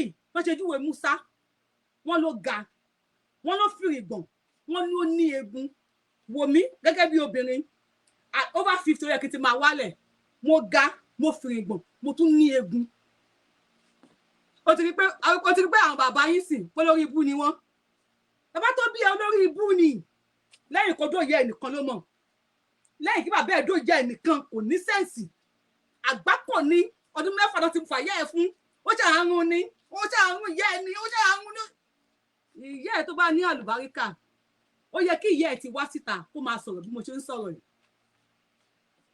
so èsì ẹni ẹ̀ tún kọ̀ọ̀kan mi a máa fún ẹ lésì ẹlẹ́rìí ibú ọmọ òkò ó fọ kí ìyá ẹ̀ gbọ̀rọ̀ láàárọ̀ kùtùkùtù Monday ẹ wo mo ti wo kíní ẹ̀ kò lè post ìyá àti bàbá ẹ̀ mo sọ fún yín mo mọ̀ ìyá ẹ̀ Mr. Adéadé star ló pọ̀ tó báyìí torí Ọlọ́run wọ́n tún bọ́ káàdì fún mi Yusufu wọ́n tún bọ́ káàdì fún mi ẹ̀yin tẹ́ ẹ̀ ń sọ fún mi pé God creation ló ń bú àwọn tèmi kò rí bó ṣe rí fóònù tí mò ń lò ní àwọn tó pàdé mi ní United Nations wọ́n rí mi èmi bí fóònù mi ṣe máa ń gbé mi sọ̀rọ̀ èmi sọ̀rọ̀ bẹ́ẹ̀ àwọn èèyàn rí mi ní United Nations I am a very beautiful woman tó jẹ́ pé ìyá ẹ̀ kó lo 2 million years láyé kò lè fáyìn tó mi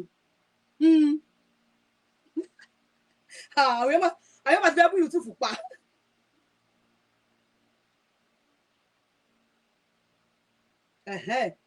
wọ́n máa wá ẹwẹ́ eléyìí àgbàlagbà eléyìí bí ikú tó pa wọ́n lájẹ́ gúnlẹ̀ wọ́n ti kúrò ní Yorùbá nation ìgbà tẹ́ ẹ̀rí ìjẹkújẹ mọ́ ẹbẹ́ yẹn fẹ́ yín lójú ti ẹ̀ nílàkàì àṣìṣì tó bá pè mí níyàwó ẹ tó bá délé máa kún ẹ ní kò ní mú ni obìnrin bíi tèmi mò ń sọ̀rọ̀ lórí Facebook ó fẹ́ fi wá pèkì owó ni mo dẹ̀ ń gba owó Yorùbá people wake up please wake up àwọn ọmọ wẹ́ bàbá yìí náà kò ní làákàyè sọ́mi ẹ̀ ò lè ní làákàyè ó yẹ kó learn from me ni ó tẹ̀ ń ṣe bàbá tó ìfira wèrè tó dé lórí dàbí bàbá ó ń ṣe bàbá ó yẹ kó learn from me wo erékeré ta ló mọ ọmọ tó ń jẹ erékeré ọmọ erékeré erékeré tó máa ń jí nǹkan káàkiri ó mọ iye bẹ́ẹ̀sì tó lọ rà ń jọ̀wọ́ millions of naira tó kúrò lórí íńtánẹ́ẹ̀tì ni o ọmọ yẹn tó gbà kà mọ́ gbogbo àwọn ọmọ kéékèèké bóyá ń ṣoríire ìrora mi bíi ó ní obìnrin tọ́pẹ́ mi níyàwó ẹ̀ wàhálà tó bá sùn máa di ẹ̀ mọ́ bẹ́ẹ̀ ó tẹ̀lé fẹ́rù mi náà máa sún ẹ mọ́ bẹ́ẹ̀ ní tó kó máa pé òun ní sense máa lọ pé àwọn máa lọ háyà àwọn èèyàn láti agbolé alátòrìn nísàlẹ̀ Èkó máa ní kán lù ẹ́ kí tiẹ̀ tẹ̀ kí wọ́n lù ẹ́ kí tiẹ̀ kórí ẹ̀ kó yẹ̀ torí òun ní làákàyè obìnrin you are making money okay obìnrin is making money and ìwọ ọgbẹ́ ẹ̀pọ̀n jabala sí abẹ́ ẹ̀pọ̀n fẹ́fẹ́fẹ́fẹ́ bí o tẹ̀ tún sọ̀pá kun ẹ̀pọ̀n jabala ó ń mi káàkiri Facebook rí jẹ́ kí jẹjẹ mọ́ Yorùbá nation you are making money yes so I know him he's the latest car owner erékeré ọ̀rọ̀ ló ń sọ àwọn ọjọ́ tí ò da ṣẹ́ẹ̀tì àṣẹ báyìí erékeré ó ti jí gbá ó ti jáwó ọmọ yẹn mọ́tò tó lọ rà ń jọ̀wọ́ àwọn ọmọ Ìgbò irun mi stop living in bondage stop living in bondage and denial irú wèrè tó ń sọ̀rọ̀ yìí sìn bá àlàkàyà àgbàlagbà àwọn ọmọ Ẹ̀dó babe àwọn ọmọ Ìgbò yẹn tó bá ti ń bọ̀ kẹrin pé má ṣe hey obedient people make sure say una share this video it don happen Tinubu don get wọ́n máa rí 5,000 shares 3,000 shares wo lọ wo ilé táwọn ọmọ yẹn ti kọ́ wọ́n fa burúkú ilé mọ́tò gbogbo wọn pátá àwọn ọmọ Ìgbò yẹn gbogbo wọn pátá ni wọ́n ń lo mọ́tò ẹ kàn ń ba yí àwọn ọmọ Yorùbá jẹ́ ni ọmọ Yorùbá mi ò lè bọ́ tàǹtí má bọ́ tàǹsì ọmọ máa bú mi torí owó ni mo ṣe ń ṣe bọ́ọ̀tà sọ̀rọ̀ tó bá rẹ́ni tó máa bú Yorùbawuyi yes ẹ̀yin upcoming mo ti sọ fún yín tí ẹ bá rẹ́ni tẹ́ máa bú ẹ bú mi come out meet me sọ̀rọ̀ bí mo ṣe ń sọ̀rọ̀ bí rúmà kan Yorùbawuyi tó bá ti bú mi àwọn èèyàn máa wù ẹ́ ọmọ tó ń ta ni mí mò ń ta lọ́wọ́lọ́wọ́ báyìí bú mi if you are upcoming ọmọ Yorùbá ni ẹ́ o bá ní page tó fẹ́ boost page yẹ bú mi I will share it for you.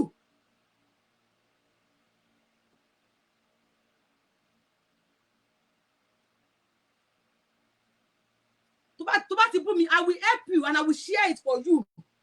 Ìwọ bú mi make money from my name.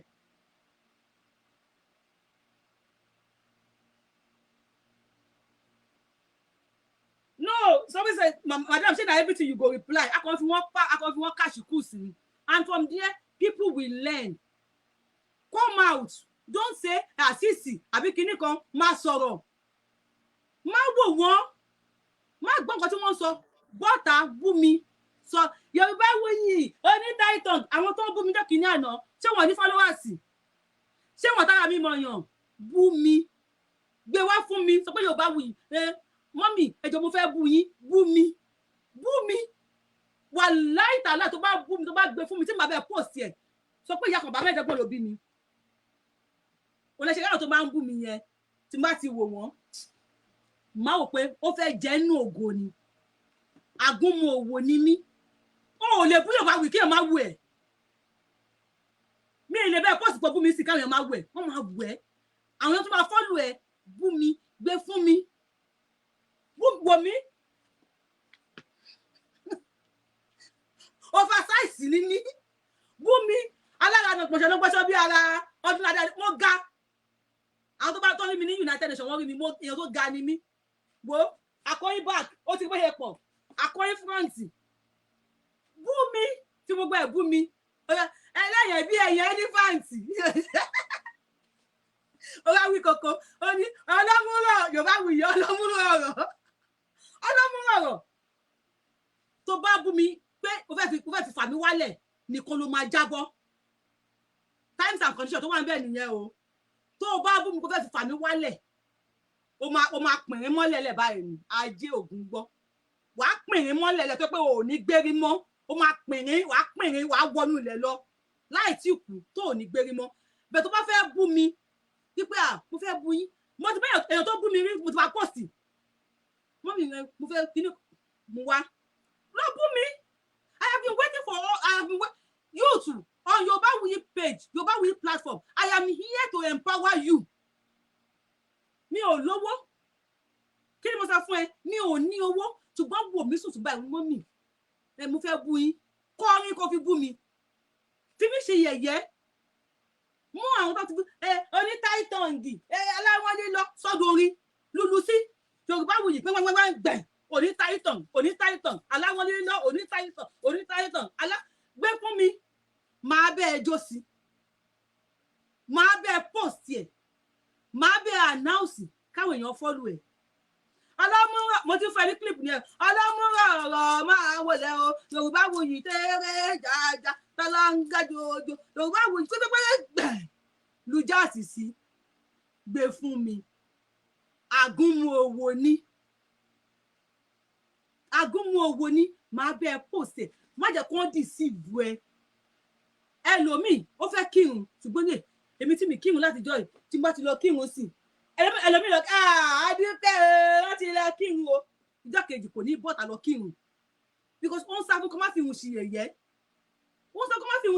kò ní bọ́ta lọ́jọ́ kejì lọ kírun. So please do something to make money. Don't ask me for 2K. Don't ask me for 2K. Ask me, help me post my pay, help me post my video. Màá sọ fẹ́ pé kó fún mi ní guarantee mo ti bẹ́ẹ̀ kan post tó report page mi rí. Mo kàn bá post mi sọ fún. Ó lọ report page mi, wọ́n demonetize me. If you are watching me, kíní kan, wọ́n demonetize. I don't care. Mo ń ṣiṣẹ́ ìlú òyìnbó ni mo wà. Tó bá yá ọ̀nà máa ṣí tó bá yá. It's over 8 months. I am not making sisi. But I still come for you to know that eléyìí kọ́ lèmi fi ń jẹun. Mo ń ṣiṣẹ́ níbi bí. Mo ṣe wọlé láàárọ̀ yìí ni. So why? Don't ask me for urgent 2K. Mami ẹ jẹ́ assist me urgent. No. Tó bá ní content wò mí. Wò mí.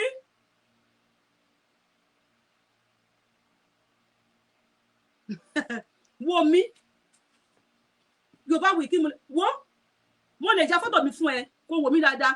Nǹkan tí wọ́n rí lọ́kàn àyà ìdí gíga ahọ́n ni wọ́n fi ń sọ̀rọ̀. There are a lot of things to lè sọ lára mi and you will make money o. Ajé, I will help you post it, you will make money.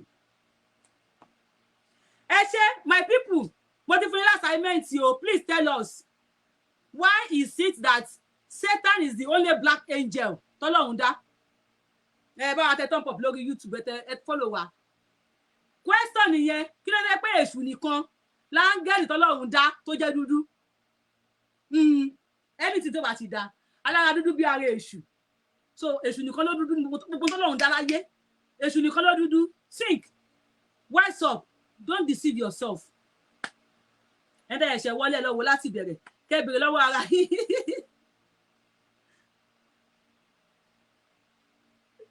see Samaje. Can you please turn Yorubawuyi, please, can you please turn your back for me to see what God has created in you? Samaye, bàbá kan ló ní àti back àti front. Bàbá kan ló ní. So, turning my back for you, no, it's unacceptable. Ẹ̀sìn ò gbà mí láyé gbogbo rakati ayẹn. Ẹ̀sìn ò gbà mí láyé gbogbo wàhálà yẹn. Samaye, now one man get that back, yo. And if you see that man, tó bá ń gbà tí màá yẹn lọ mú mi bí ṣe tí ń rí lélẹ̀ tí mo gbẹ olóbọ́ mi tí ó gbẹ yọ pọ̀kùpọ̀kù. Don't be deceived. Ask your before anybody will deceive you. Mr. Lakunle, ẹ káàbọ̀ lọ́wọ́ láti bẹ̀rẹ̀. Don't let anybody deceive you. If anybody want to deceive you, ask yourself. Why tí èṣù nìkan jẹ́ dúdú lára àwọn áńgẹ́lì? Jinn ẹ̀kọ́ ní jinn ni lára àwọn jinn. Why the pọ̀ nìkan ní dúdú? Also me, turn your back. But Àdìsá wà mí bí Mr. Alájí Àdìsá ó wà ní tán wò mí lókè ní máa turn back fún ẹ alágbàkó. Mi ò ó mọ̀ pé ọjà ti tán ṣọ́ọ̀bù mi mo ti darúgbó ta ló máa fẹ́ mi ó fẹ́ kí tèmi ta nítorí pé wàhálà ìṣẹ̀wọlé ni ó ti mú gọ́ọ̀mù o àwọn bọ̀dá mi àwọn àǹtí mi lórí YouTube wọ́n ti bẹ̀rẹ̀ bu ẹ̀ pa Sàmáyé ó gbọ́ atọ́ o àṣeyẹ̀wò ìwò fún Sàmáyé orí ẹ̀ ti tẹ̀ ìyá arúgbó like me because ọlọ́run ọba o ìjọkànjọkàn èmi pàápàá ìjọkànjọkàn máa darúgbó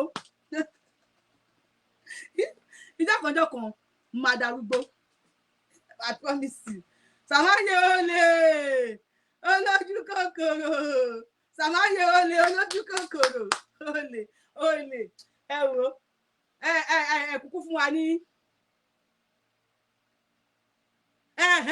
God bless you wọ́n ní èṣù nìkan ló máa ń dúdú ó tún máa ń wọṣọ dúdú tó bá máa ṣe àjẹ́ tí ò dá aṣọ dúdú ló máa wọ̀ no please my people stop putting yourself in bondage olè tó bá fẹ́ lọ jalè aṣọ dúdú ló máa wọ̀ ayákìlà tó bá ń bọ̀ aṣọ dúdú ló máa wọ̀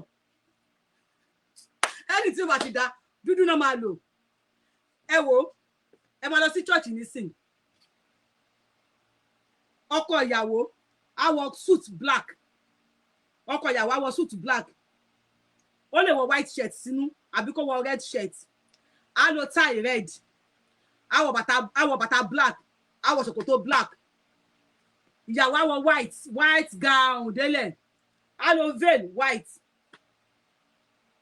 á mú kíní bí ìlẹ̀kẹ̀ tó máa bí crown tó máa ń gbé sórí yẹn tí ìlẹ̀kẹ̀ máa wà bẹ́ẹ̀ á gbé sórí white ẹ wọ́n ṣe lò ó kí ọmọ Yorùbá kó wá fẹ́ ṣe ìyàwó kó wá mú agbádá black kó wọ̀ ṣòkòtò black kó fi ìlẹ̀kẹ̀ red sọ́wọ́ ìlẹ̀kẹ̀ red sọ́rùn gẹ́gẹ́ bí tie kíyàwó wá wọ ìró àti bùbá white kó sí irun ẹ̀wín gíní kó wá to owó ẹyọ sí àbí kó to ìlẹ̀kẹ̀ sí wọ́n á ní ẹlẹ́bọ ni stop deceiving yourself òyìnbó mu tíì mu mẹ́kọ́ gbóná omi gbóná kan náà lájọ mu stop living in bondage bó sọ fún yín o ẹ̀yin èèyàn mi mo sọ fún yín màá tó tún sọ pé mo sọ fún yín mo sọ ní sí pé mo sọ fún yín o stop living in bondage aṣọ white ni wọ́n rà lọ́jà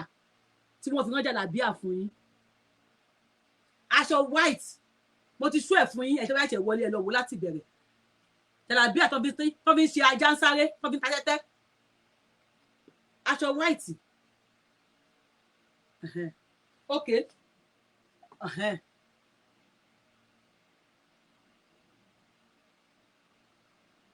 now by fire by force we go learn Ọlọ́run ọba our people we have been brainwashed yo all the sumi yo wàhálà ó sumi ẹjọ́ yẹ kí n kúnlẹ̀ fún yín pẹ̀lẹ́ Kúdí tó bú mi lẹ́ẹ̀kan Kúdí ẹ má bínú ya mo kúnlẹ̀ fún ẹ ó yá má bínú Nóòrù tó bú mi náà àti Yusufu ó yá mo kúnlẹ̀ ó yá má bínú stop living in bondage ni mo ń sọ fún yín data tó rà ń sí tó fi ń wò mí tó fi ń bú mi ra data yẹn fi ṣe 2 minute video bàbá Tinubu ìlú lè àárín ni kò sépo má lo annoyance ẹ lé mi lórí wàláì àwa la dára aláwọ̀ dúdú àwa nìkan la dágun lọ́wọ́ funfun èso ọláòlù àwọn tẹ̀sù ti ń sọ̀rọ̀ o ọmọ èṣù làwa o ọmọ èṣù kọ̀nfàmà ọmọ èṣù rí lọ́mọ èṣù pé mo wégele original kọ̀nfàmà original ọmọ èṣù làwa ọmọ èṣù sámsám ọmọ Ọlọ́run tẹ̀lé mi ká lọ ọmọ èṣù padà lẹ́yìn mi ọmọ Ọlọ́run tẹ̀lé mi ká lọ ọmọ èṣù padà lẹ́yìn mi èṣù no ẹdùnà ọmọ akọrin wọn ni funfun lolúwa funfun nẹ́nẹ́ áńgẹ́lì rẹ̀ kí mi mọ́rin yẹn kọ́ dáadáa funfun nẹ́nẹ́ funfun lọ́lọ́run àwọn áńgẹ́lì rẹ̀ funfun ádámù àtẹ́fà funfun báwọn ṣe wá bí àwa ní dúdú àbọ́lọ̀ kan ló dá wa ní ọlọ́mọba ọ̀rọ̀ yìí máa ti sún mi mo gbọ́ ọ̀rọ̀ níbi iṣẹ́ lè nílò ṣọ́lọ́ nǹkan ló dá wa ní pé wọ́n tọ́lọ́ dá wa ní dúdú èṣù funfun báwo ló ṣe di black àbọ̀ ọ̀nà ó di black aláwọn ti gbà wá aláwọn ti gbà wá láì ni mo sọ wọ́n gbà wá Saudi ń jọ̀wọ́ tí ọba wọn tó fowó kówó ó fi owó kún owó kan tó ń rà ní store àwọn Saudi bọ̀t àwọn wọ́n protest ọba Saudi ò ní kan lọ pa wọ́n rí fásitì kínní yẹn ni tó máa ta epo ní Saudi wo bọ̀dá mi tó ń bù mí yẹn wá bọ̀dá mi tó ń bù mí bọ̀dá Yusuf tó ń bù mí sẹ́ẹ̀tì ẹ ní Saudi tó máa ta epo ibi wọn ta ọ́ìlì subsidy àwọn subsidy bàbá yín every month ni àwọn ọmọ Saudi wọ́n ń gba salary wọ́n ṣiṣẹ́ o every month wọn ò ní ìdá lọ sí bank ìjọba wa ti sanwó yẹn sínú àkáǹtì wọn direct deposit ni tó o bá mọ̀ kó lọ Google ẹ̀ every month ni wọ́n ń gba owó yẹn àwọn Saudi is not about Islam ẹ má tanra yín if you want me to say Saudi kí ni nǹkan táwọn Saudi ń ṣe jẹ́ kí àwọn ìjọba Nàìjíríà máa ṣe wàá pé ẹ̀kún ò ní fi Islam sílẹ̀ wọ́n tí wọ́n ṣe ní Israel jẹ́ káwọn ìjọba Nàìjíríà máa ṣe ẹnìkún ò ní fi Christianity sílẹ̀ ok ẹ̀yin tẹ́jà sí jàlábíà ooo aláì tí ń gbé mi tìrabàyè ṣé ń play ẹ̀ fún yín mo dẹ̀ ti fẹ́ parí show wo torí ẹni tó ń wo yìí kí ló wọ̀ yìí ẹni tó ń wo yìí kí ló wọ̀ yìí jàlábíà ló wọ̀ jẹ́mbẹ́ fún ní volume ẹni tó ń wo yìí Christian ni o jàlábíà ní kọ́kọ́ ló wọ̀ ọmọ Saudi ó ní ó ti rí ọmọ Saudi ó ní o Saudi ó ní jẹ́mbẹ́ fún ní volume.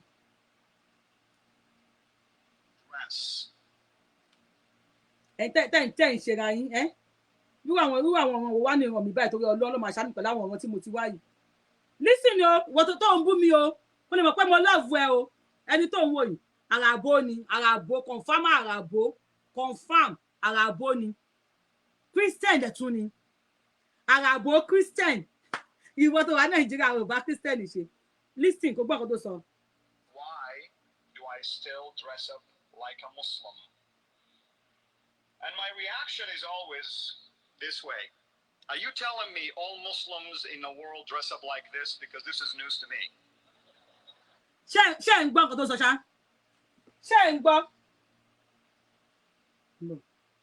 Ilé ìdìbò àti kúfẹ́ kú sí. Ṣé ń gbọ́ nǹkan tí màá yẹn ń sọ? Mo ń fi sáì wá. Fẹ́ bá yín connect ẹ̀ ni o.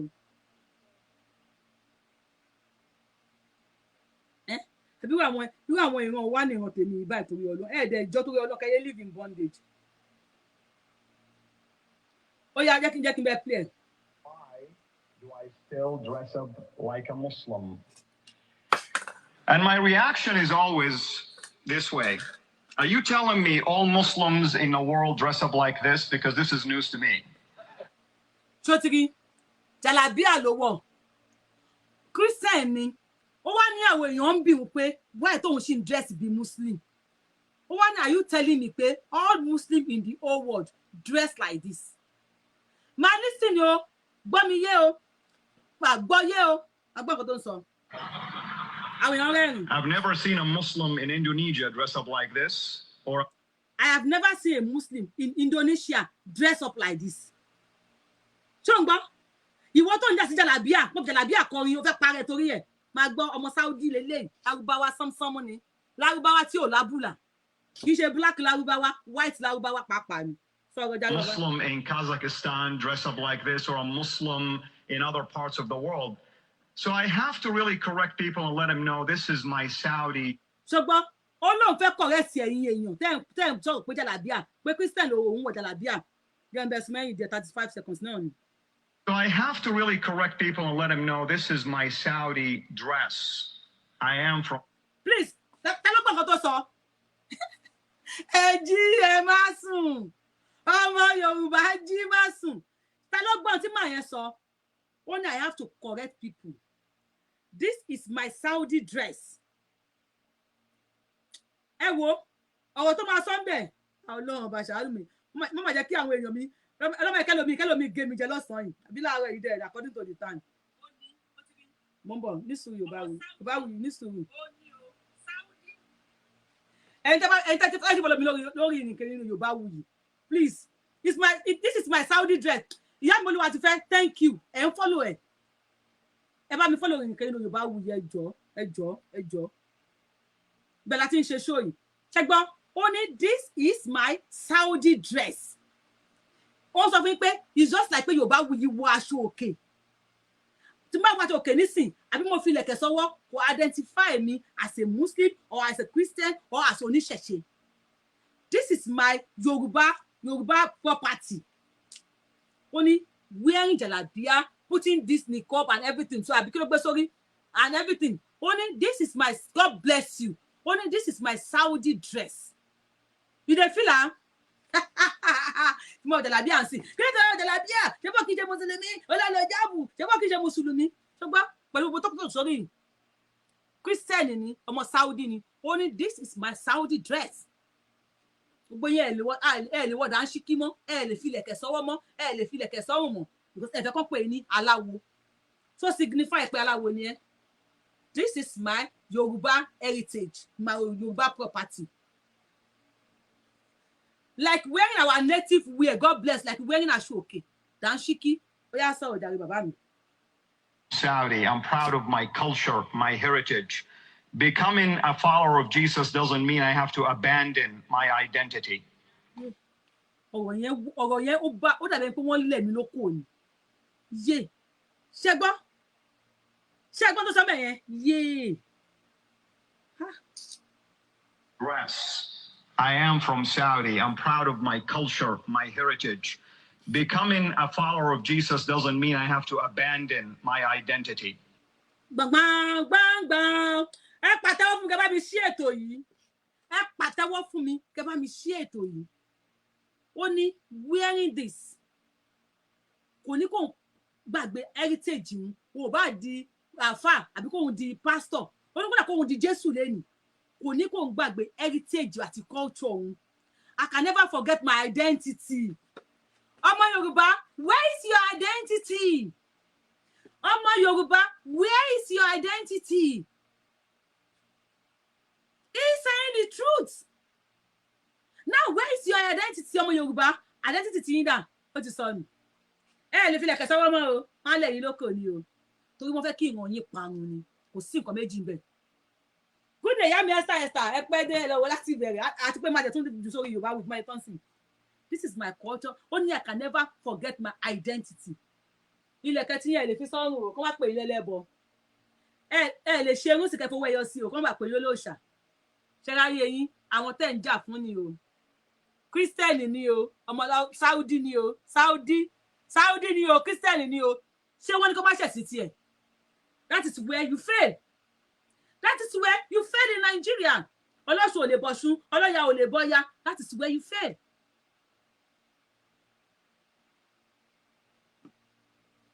Identity tí yín ti sọnù ẹ ṣe God bless happy beautiful day God bless you aláì inú mi dùn lẹ́nu yòó aláyọ̀kọ̀ máa ń jẹ́ kí ẹ máa kọ́mẹ̀tì yẹn fúlò lórí nǹkan inú Yorùbáwùyí náà nǹkan inú Yorùbáwùyí náà ti ń gbéra díẹ̀ ní àmà tó gòkè sọ̀rọ̀ járe bàbá yìí. Cultural identity. ẹgbọ́n last word tó sọ culture identity Yorùbá, where is your culture? Yoruba, where is your identity? Did you know who you are again? I am not here to fight anybody. I am not about religion. Tell me, Yoruba, who are you? Where is your culture? Where is your identity? Yoruba, Saudi Arabia, Christian, Calabia, only because I am a Christian. I cannot forget my identity, my culture, my heritage. Ó tàn bí ọ̀tán aláṣejù ó tán ẹ̀yin tẹ́ ẹ mọ̀ yóò sọ́jọ́ sọ́lọ ó tàn bí ọ̀tán aláṣejù ó tán ẹ̀yin tẹ́ ẹ mọ̀ ẹlẹ́sìn jẹ̀sìn lọ ó tàn bí ọ̀tán aláṣejù ó tán yín ń tọ́ ọ torí ẹ̀ wọ́n mọ̀ pé ẹ mọ̀ ngàn wọ́n mọ̀ pé ẹ sùn ló mọ̀ ìyálé Kọ́lá wọlé wọ́n mọ̀ pé ẹ mú mi ẹ pa mí náà ṣe gba history kúrò ní curriculum ní school fáwọn ọmọ yín next 5-10 years tó bá bi àwọn ọmọ yín pé níbo ni wọ́n ti ṣe Kampala tàbí àdìrẹ tó bá bi àwọn ọmọ yín pé bó náà ti ṣe wọ́n ní ó dẹ̀ pé àwọn origin and Kampala should be from from Indian or China tó máa sọ fún yín nìyẹn o mo dẹ̀ ti sọ fún yín lórí show mi ẹ dẹ̀ ti rí Yomi Fashlanso tó sọ fún yín pé àwọn Indian náà ń kọ́ àwọn ọmọ Yorùbá ní Yorùbá àwọn ní teacher tó ń kọ́ àwọn ọmọ ní Yorùbá ní Canada Indian ni l'Amẹ́ríkà teacher tó ń kọ́ àwọn wa ní Yorùbá bíbí Indian ni ask yourself kí ni Indian rí ní future ọjọ́ ọ̀la ilẹ̀ Yorùbá tó yẹ lọ sí school kí ló tó di teacher ní òyìnbó a jẹ́ pé lọ study course yẹn ni o kí lòun rí pé máa jẹ́ future Yorùbá lọ́jọ́ ọ̀la future àwọn ọmọ yín lọ́jọ́ ọ̀la tó fi lọ rí di òyìnbó ní Yorùbá ní school tó wá di pé ó ń kọ́ àwọn ọmọ yín ẹ ti bèrè lọ́wọ́ ara yín ẹ tí ì bèrè Yorùbá will rule the world mark my word mo lè ti dàgbà today is 27th of July 2023 Yorubawuyi lórúkọ mi Yorùbá will rule the world and then kó má jẹ́ wípé àwọn ọmọ Yorùbá máa ti di èrò ẹ̀yìn nígbà tí Yorùbá máa rule the world yes kọ́mọ ẹlẹ́ran kó má jẹ́ pé ọmọ Yorùbá ò wá ní gbọ́ Yorùbá mọ́ àwọn òyìnbó náà máa kọ́ yín bí wọ́n ṣe ń dífá àwọn òyìnbó náà máa kọ́ yín bí wọ́n ṣe ń dífá àwọn China náà máa ṣe àdìrẹ Kampala fún yín tẹ́ máa wọ̀ ẹ máa lọ máa fowó kọ́ èdè Yorùbá ni ìkọ́ tó ń sọ fún yín pé vernacular ni èdè yín Saudi Christian ni o ló ń practice Christianity ẹ̀ yìí o ní Saudi o ẹ bá mi ń bọ̀ ọmọdé ó dẹ̀ táàgì mi o ọmọ àkẹlẹ ọmọ ìwà láì mo ti bí ọmọ tó pọ̀ nísòrò Yorùbá wò nísòrò bí mo bóyá torí mo ti. Wọlé orí. Ẹ wò ẹ lọ follow onírèké TV ọmọ yẹn náà ń try mo ti bá share many of his bóyá is or àmì o bóyá obìnrin àbọ́kùnrin ẹ lọ follow onírèké TV kí ni mo sọ fún yín ẹ lọ follow onírèké TV tẹ́ ẹ bá follow ẹ̀ ó máa ń láwọn tàjí mo fẹ́ play kíní kan fún yín àwọn Christian ẹ máa play fún yín ẹ máa wá gbọ́ aṣọ tí wọ́n wọ̀ tí wọ́n fi ń ṣe Christian ẹ máa bọ́ yẹn praise Jésù ẹ máa wo bọ́n ṣe múra orí onírèké please I have no copyright onírèké please I have no copyright please my love I am just promoting your page for you mi ò dẹ̀ gbowó lọ́wọ́ ẹ̀yin upcoming mi ò gbé sísì lọ́wọ́ yín o bẹ̀ tí máa promote yín.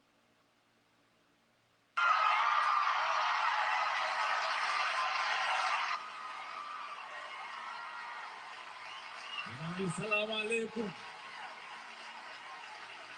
Agaishe kwa cikin sunan Yesu. Praise the Lord somebody. Ṣẹ́rí tó wọ̀, ẹ̀rí tó bá ń tó wé, ẹ̀rí aṣọ tó wọ̀, alikimba tó wọ̀, salamu alaikum, praise the Lord somebody.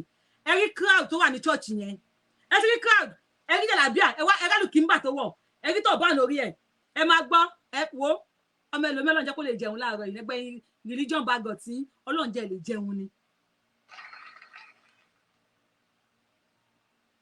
It's a great honor again. Come on, this way. Hey, mo ń bẹ̀rù o. Jésù ẹ wo ẹ lọ wo lórí Onírèké TV mo ń bẹ̀rù kọ́ mọ́ lọ fún mi ní copyright. Ẹ lọ wo lórí Onírèké TV ẹ kí n súnlẹ̀ ó wà lórí onírèké àmọ̀bíyá rèké nìyẹn ń kiri ni tó fi sọ rẹ̀ lónírèké ẹ lọ wo lórí Onírèké TV Christian ni wọ́n ẹ lọ wo lórí Onírèké TV ó ní àwọn náà ń joyè Christian ni wọ́n ẹ lọ́wọ́ àṣọ tó ń wọ̀ ẹ̀rín tí pásítọ̀ wọ̀ pẹ̀lú àlùkìmbà tó bá pẹ́lẹ̀ Yorùbá náà ti wọ̀ kí lẹ máa ṣe ẹ máa lẹ̀ wọ́n lóko ní oníri jù báyìí lọ Ọlọ́run á jẹ́ káwọn èèyàn mi gbọ́n o Ọlọ́run á ṣí ní ojú inú ojú ìta Ọlọ́run bá mi ṣí yín àmì Jésù orúkọ ànábì Muhammad sallallahu alaihi wasallam àṣẹ Èdùmàrè àṣẹ Ifá àṣẹ Ọ̀rúnmìlà àṣẹ àwọn ìyá mi ọ̀pá kí ọ̀là kí alágogo dẹ ẹ ṣeun o salaam aleikum praise the Lord salaam aleikum praise the Lord ó dàbọ̀ mo nífẹ̀ẹ́ yín ẹ̀bẹ́ kí n lọ mo ti dúró ti pẹ́ ó dàbọ̀ bàbá ṣe God bless you.